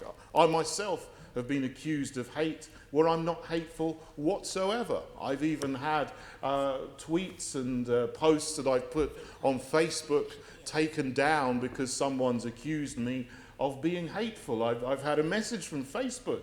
I simply said there are two sexes, male and female, determined by anatomy and chromosomes. And that was a position that I think nearly 100% of people would have agreed with 5 years ago, 10 years ago. But today, because of the aggressive lobbying of the trans lobby, that's now become considered in some quarters as hate. And people would like to censor those kind of opinions which are actually legitimate and scientific. So this kind of thing, this kind of motion is very, very dangerous and actually very, very frightening to people who just want to go about their business, have a bit of banter, express what they think and express their opinions. It's absolutely wrong, and it's not something I can vote for, and I hope that every right-thinking person in this room will not vote for it as well. Thank you, Chair. Anybody else? No. Okay. Assembly Member Desai, you reserved your right? No. Thank you. Assembly Member Cooper, summation. Yeah, I think I better had actually, because there's been quite a lot of debate about it. Well, I think it's a great shame that people have taken it in that way, because that's not really how it was meant. And I think if you felt very strongly about some of the contents of it and the particular clauses, then perhaps you could have made an amendment to the motion, which probably would have been acceptable. The point is not to ban banter. The point is not to be a killjoy and to stop people indulging themselves online in things that can be are fun, which seemed to be what Assembly Member Curtin was saying. The purpose of the motion is to stop what is called a dog pile from taking place, which is taking place with a number of famous people, where literally hundreds or sometimes thousands of people make comments of a really unpleasant nature, and to stop the ability of people to, what is effectively, it's a bit like the American Constitution, where people still have the right to bear arms, and it was drafted a very long time ago where bearing arms meant carrying a musket that would barely be accurate from one side of this chamber to another, and people still interpret the right to bear arms of carrying something that can fire accurately over a mile with a scope and a sight and all the rest of it. It is a completely different situation from free speech that we've had for hundreds of years in this country, where it was impossible for anybody to be anonymous in the way that we can now be online. And I do think we need to look at this, and I do think people are hiding behind avatars to say things that should be banned because it is hate speech. Okay. Can I see those? Thank you for that. Can I see those in favour of the motion? Here's 1, 2, 3, 4, 5, 6, 7, 8, 9, 10. 10 in favour, Chair. 10 in favour. Can I see those against? That is 1, 2, 3, 4, 5, 6, 7, 8 against, Chair. That's carried. 8 against. Motion is carried. 10-8. Then we move on to motion 6.5 in the name of Assembly Member Gavron, and it's going to be seconded by Assembly Member Cooper.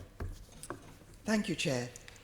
Well, I put this motion today ahead of the Secretary of State coming back with his response to the London Plan. I put it in the hope that we can cross-party and unanimously support the motion and London's Green Belt. So that's the first point I wanted to make. While I could tell you that it was Herbert Morrison's London Labour County Council that actually pioneered the Green Belt in the 30s, and it was Clement Attlee's Labour government that established the Green Belts nationally. Ever since then, every single party, nationally and regionally, for the last 80 years, has supported the Green Belt. It's one of the great success stories of the 20th century in terms of policy, and it stopped London's sprawling endlessly outwards, like it would have done, like many of those huge cities internationally. It's made land open, encircling London, all round London, for the benefit of Londoners. and it's helped sustainable regeneration in London. If you just think back to the docks and the manufacturing leaving London and leaving miles and miles and miles, this is what we inherited, by the way, in 2000, of brownfield land in the East London. If you think back to that, we would never have seen the rise of East London without the Green Belt. Now, our mayor has been very strong in his support, strong policies protecting the Green Belt. But now that's no longer enough. We have a climate emergency, and we need to really look at the Green Belt's potential to adapt to and mitigate, and particularly adapt to London's climate change and the challenges of London's climate change, and also reverse the ecological decline. We need to build the value case for the Green Belt. We need to reframe what we say about it, the narrative about it, in terms of its potential, its capacity for enhancement and positive change. Now, there are many, and they're cross-party, who will say, well, you know, just look at that bit of scrubland with a donkey chained to a post. Look at that scrap metal yard. Is that what we're saving? But we would say to them back, this land can't just be kept open like that. It's got to be made to work harder. It's got to contribute to the environment and to the climate change emergency. We know that many landowners are sitting on land and managing its decline in the hope that one day it will be developed and they will make great profits. Now, this managed decline breeds negativity, breeds opposition to protection of the Green Belt. But protection alone is not enough. We need to go much further now. We need to have an overarching function for the Green Belt to tackle the climate emergency. And this overarching function will actually bring into play, shine a light on, all sorts of other ways we can address London's challenges. It will mean, for instance, that we will enhance and increase tree cover, wildlife habitats, flood protection, biodiversity, food growing locally. And what we want now, and many other things, by the way, to do with climate change and ecological loss, what we need to do now is for the mayor, and this is what the motion calls on, it calls on the mayor to ask government to reflect in its national planning policy framework this new crucial role for the Green Belt. We also are asking in this motion for the mayor to work with landowners, many of whom are councils here, and other landowners apart from councils, and other stakeholders, and with his teams in City Hall, and he started this work to enhance the Green Belt's multifunctional roles. But we also ask him to make the Green Belt more accessible to Londoners. Imagine innovative marketing campaigns. Imagine iconic posters and promotional ways, discounts, fares to take us out to the Green Belt. Last sentence, Assembly Member. And I want us to be as clear-eyed as our far-sighted forebears were in using this great asset they've bequeathed to us to tackle the emergencies of today and above all the climate emergency. Thank you. Okay, Assembly Member Cooper. Formally unreserved. Formally unreserved. Speakers, I've got Assembly Member Price, Assembly Member Prince, Assembly Member Russell. Assembly Member Prince. Thank you, Madam Chairman. So, Greenbelt. Well, as you know, I represent Havering and Redbridge. We've got some of the largest amount of Greenbelt in London, and it's very important that we protect it. It has, in my area, come under much attack. Labour have tried to develop 50 acres plus in Redbridge. but that was opposed by the people and opposed by us, and thankfully we managed to protect it. They're now turning to green spaces, and I think we need to look at that as well. Yes, we have to protect the green belt, but we also should look at our green spaces. Again, Labour in Redbridge are now going to build some units on what was a children's play area, a very nice green space in an area where there isn't a lot of green space. So I think this really should go a bit further and look at the green spaces in London, because at the end of the day, we're not going to be building any more green space. We're going to be building more homes, which we need, of course. We're going to have more industry. But quite often, what we find is that boroughs and developers look to green space really through laziness, because it's a lot easier and a lot cheaper to develop green space and green belt than it is some of the contaminated brownfield sites. And we should be saying to developers, you know, there are many sites, but unfortunately, you know, you're going to have to open up your wallets and you're going to have to deal with the contamination. If we don't do that, then we will lose the contrast between London and the home counties. If we lose the green belt, London will just continue to bleed out into the home counties, and places like Brentwood will just become part of London. I'm sure that's a great shock to people of Brentwood. And therefore, we really must focus on, I would say, not just the green belt, but our green spaces as well. Thank you. Thank you. Assembly Member Russell. Thank you, Chair. I'd like to thank Assembly Members Gavron and Cooper for bringing this motion before us today. And I want to take this opportunity to thank Nikki for her amazing work defending the Greenbelt through her work on the London Plan and all her excellent work over the years on planning in general. Thank you, Nikki. So, our Greenbelt is a much-loved resource. Even if we don't visit it very often, we know it works hard for us, providing a home for wildlife, mitigating against the worst effects of the climate crisis like flooding, while providing space for leisure and relaxation for stressed Londoners. And as the Environment Committee discovered in our farming report, it even grows some of our food. And as London expands, the role of the Greenbelt is more important than ever, and the need to safeguard it is increasingly urgent. My new report, Gold Plate, Our Greenbelt, released just last week, found that this precious asset is all too often taken for granted, neglected, or at risk of being lost to development. And yet the Greenbelt is our city limits, forming a protective natural barrier around London and helping to define the different villages that make up our city, preventing London from becoming just one endless urban sprawl. Now, we should be enriching and enhancing what we have, turning abandoned spaces into wildlife corridors and native plant havens, rather than allowing developers to take them over.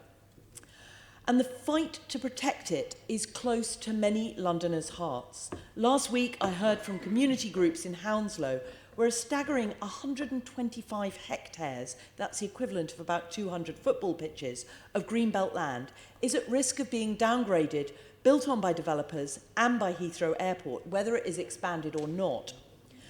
Now, I'm very concerned that the Secretary of State for Housing has urged the Mayor to comprehensively review London's Greenbelt in light of housing targets. Londoners need their green spaces. Our city needs breathing space. And on behalf of the Green Group, I welcome this motion and absolutely support it. Okay. Any other speakers? No. Assembly Member Cooper, you formally reserved. Yes, I did formally reserve, and Caroline has just actually stolen some of what I wanted to say. The contribution that Nikki has made over the years in terms of protection of the Greenbelt and also to planning for the whole of London since the year 2000, but also before that with her involvement in the London Planning Advisory Committee is probably completely and utterly incalculable. So I'm not going to try and do any kind of carbon intensity floor measurement on that. But I just wanted to say three things specifically about the Greenbelt that haven't been mentioned. One is we have declared London to be a national park city, and I think we should be promoting improvement of the Greenbelt, very much in line with what Assemblymember Keith Prince was just saying, and also Assemblymember Caroline Russell and Assemblymember Nicky Gavron said. And I think the National Park City is a way for us to do that.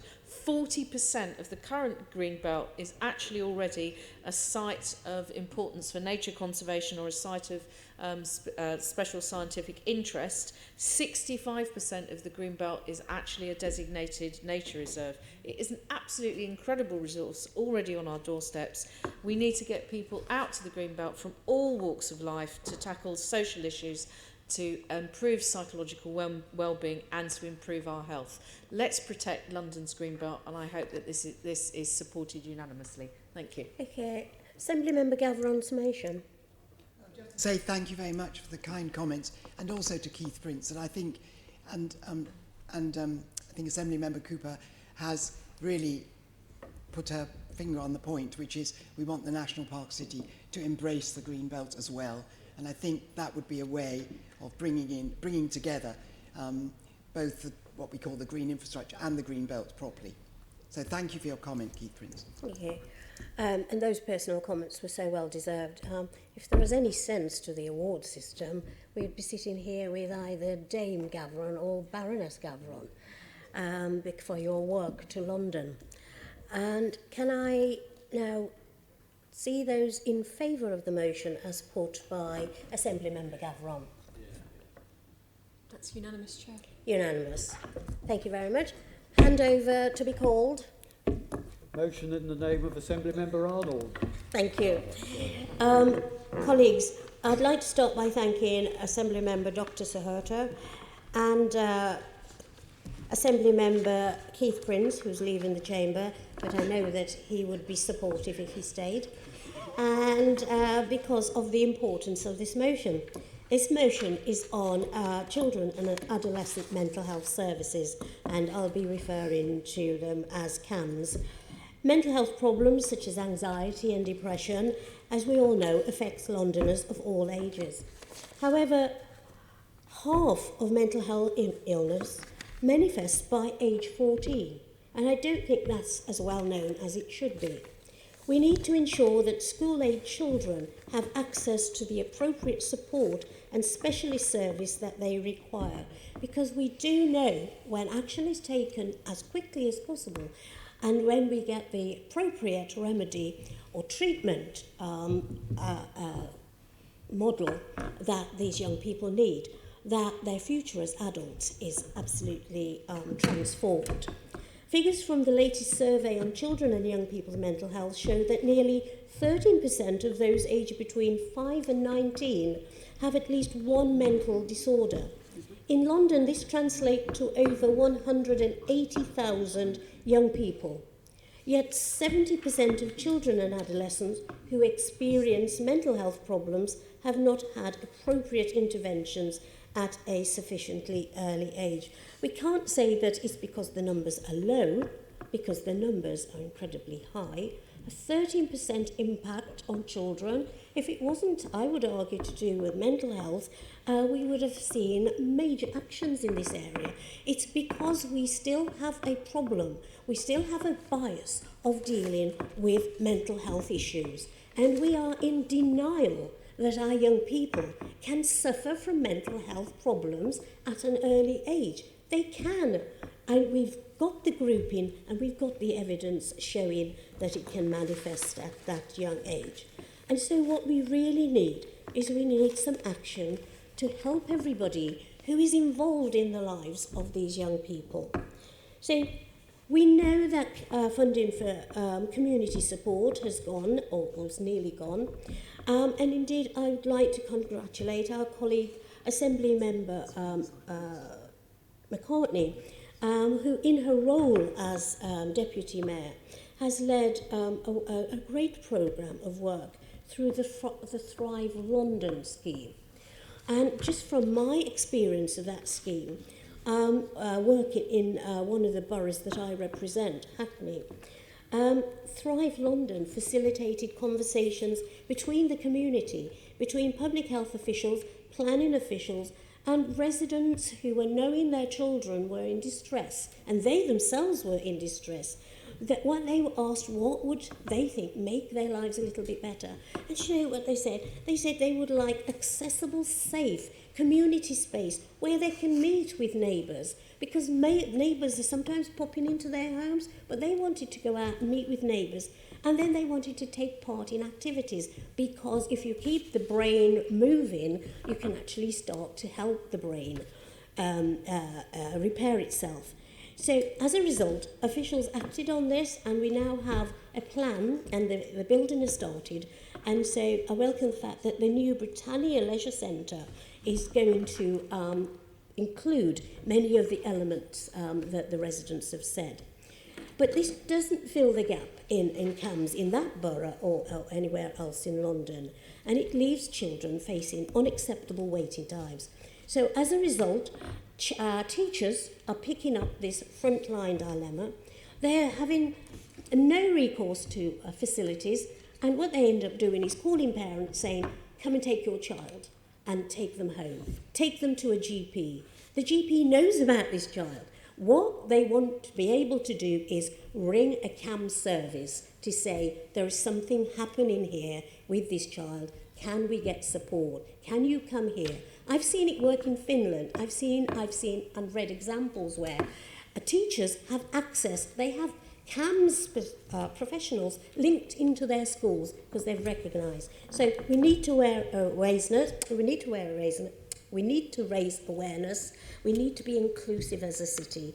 And I'm sure that we can all support what I'm asking for, and that is, as set out, for the Mayor to see how he can do some more in his dealings with departments. And I'd like to hand over to my colleague. Assembly Member Sahota. I formally second and reserve my right. Thank you very much. Are there any speakers? Assembly Member Curtin. Thank you, Deputy Chair. Now, Assembly Member Arnold, I know that this motion is very, very well intentioned, and I know you are the chair of the education panel. I've worked with you on this and many other issues over 4 years.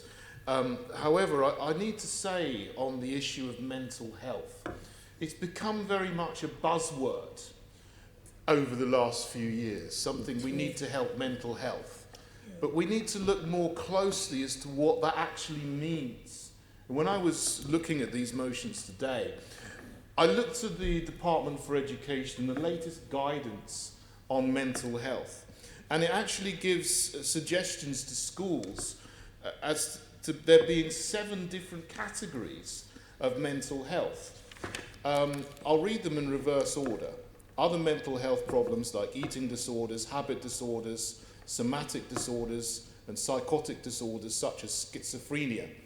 We can all agree that those are real mental health problems and issues and conditions that need help.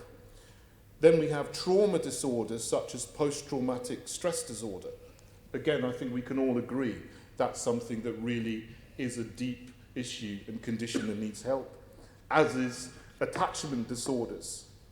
Children who are markedly distressed or socially impaired as a result of an extremely abnormal pattern of attachment to carers or major caregivers.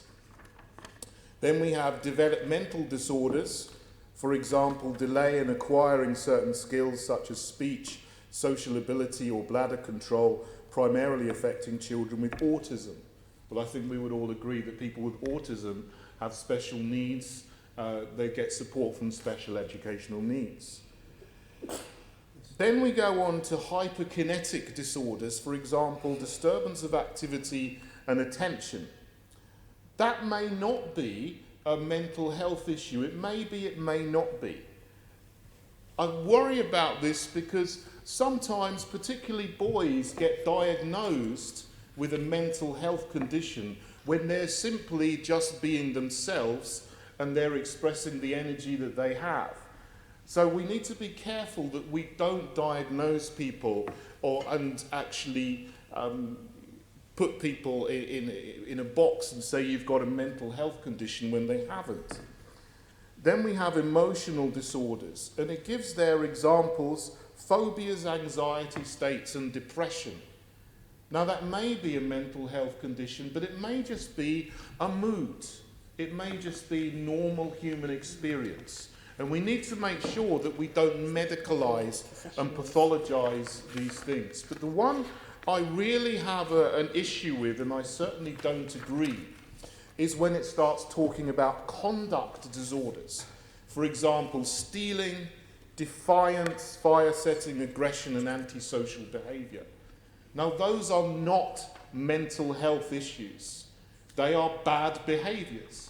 And we need to accept that some of these things which are now being pathologised are simply bad behaviour. And children need to be told this is good behaviour and that is bad behaviour, and they need to be taught what is bad behaviour, and they do need to be punished if they engage in bad behaviour. And if they continue to behave in bad behaviour, in bad ways, they do need to be excluded from school for the sake of the majority of people who don't behave in bad ways. So it's wrong, I think, to medicalise conduct disorders. And that's what is now considered the advice. I don't agree with that, and I think the majority of people in the country wouldn't agree with that. So the problem I do have with this motion is that it talks about giving support to people with mental health problems, absolutely. But when children need to be corrected, and when they need to be excluded from school for the sake of the majority, so that the majority are not adversely affected by one or two people who engage in bad behaviour, we need to have that option. And that's why I can't agree with this motion. It's a very, very long motion. If it was shorter and simpler, I may have agreed with it. But we do need to look into these things. And we do need to consider all of these things on their own merit. Thank you very much. Any other speakers? Do you want to speak, Dr. Sahota? I presume because the motion was long, right, that's why Assemblymember Curtin had difficulty understanding the impact of it. But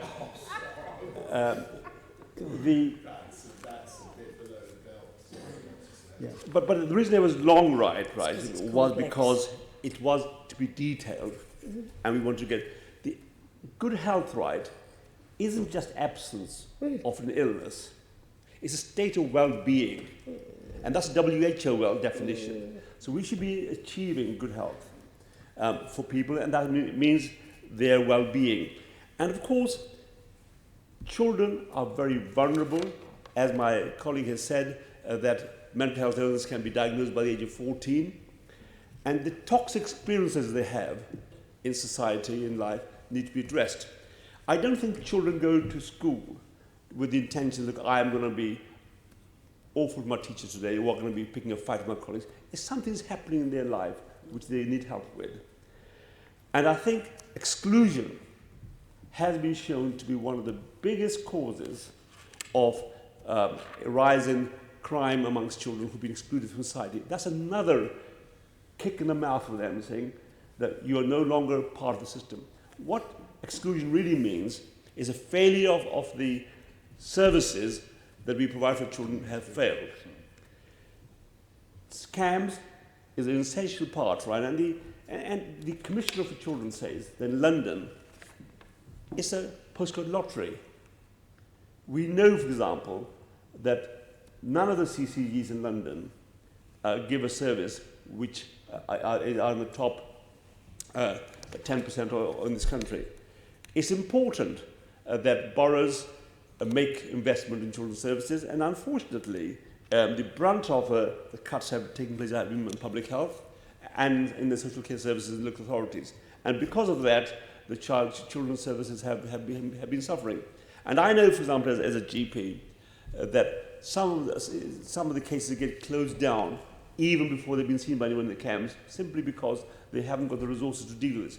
So I think we should be really making sure, and I know that as that you come from a background in education, right, and you have had a career in teaching, you will know this, that these sort of children will need help rather than be excluded from school, right? And we need to make sure that our services are approachable and also they should be accessible to teachers, right? So they can point children who are having difficulty in behaviour or other needs to the CAM service. So I fully support this motion, and to highlight the plight of the services in London, and also say that good health, right, is about the absence of not only the absence of disease, but the state of well-being, and we need to make sure that our children do have the state of well-being. Thank you.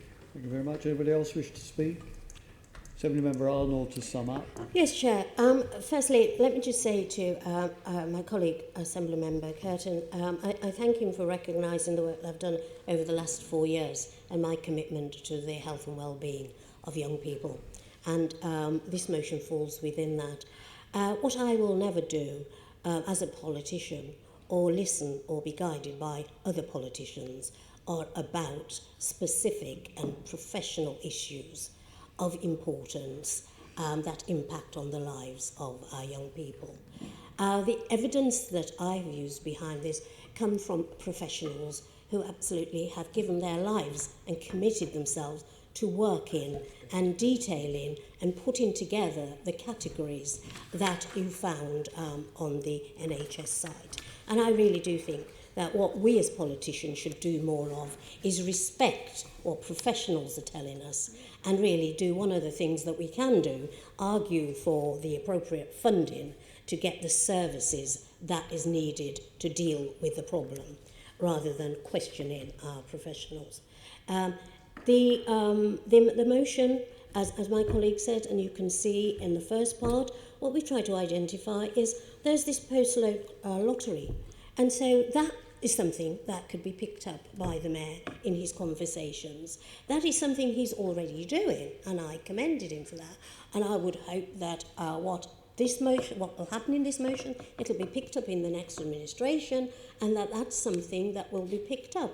Because it's totally inappropriate for some children, because of where they live, to be receiving less care, less service when they most need it, and service for something that is going to impact on the rest of their lives, when their neighbours across the road, because they live in a different postcode area, different borough, is going to get is going to get better service and then have a better quality of life. That cannot be acceptable to any Assembly member or any Londoner. Then I'm not going to go into punishment of children, and I'm not going to go and justify what you've said there about that whole area. But all I will say is, thanks to my colleague, health is not just about a condition. It's about the environment. It's about being able to get professionals who can see what's happening in your life and who can do preventative work. So behaviour is part of the diagnosis, and we have to actually have the qualified staff to do that.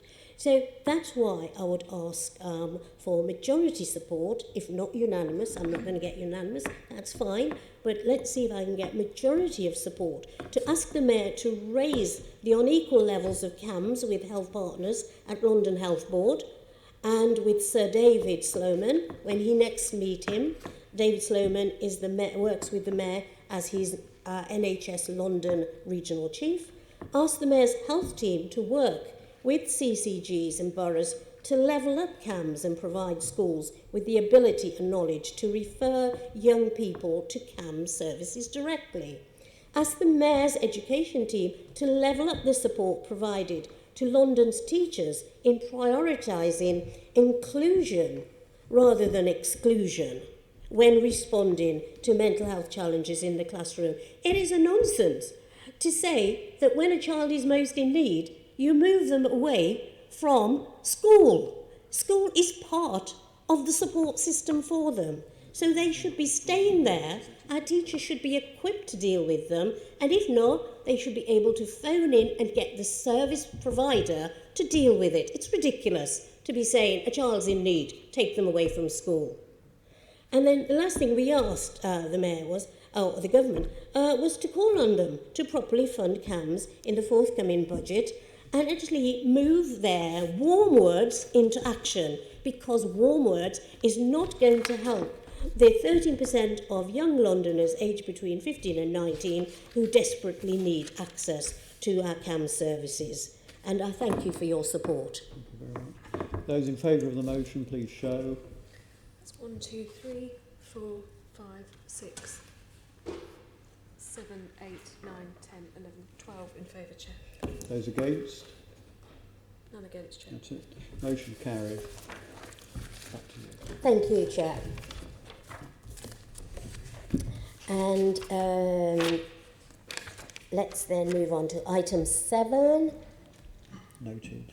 And let's note the reports. Agreed. Let's go to item 8. The next date of the meeting of the London Assembly will be our last Mayor's Question Time, which will take place at 10 a.m. on Thursday, 19th March 2020 in this chamber. I look forward to seeing you all there. Thank you for your attendance here today.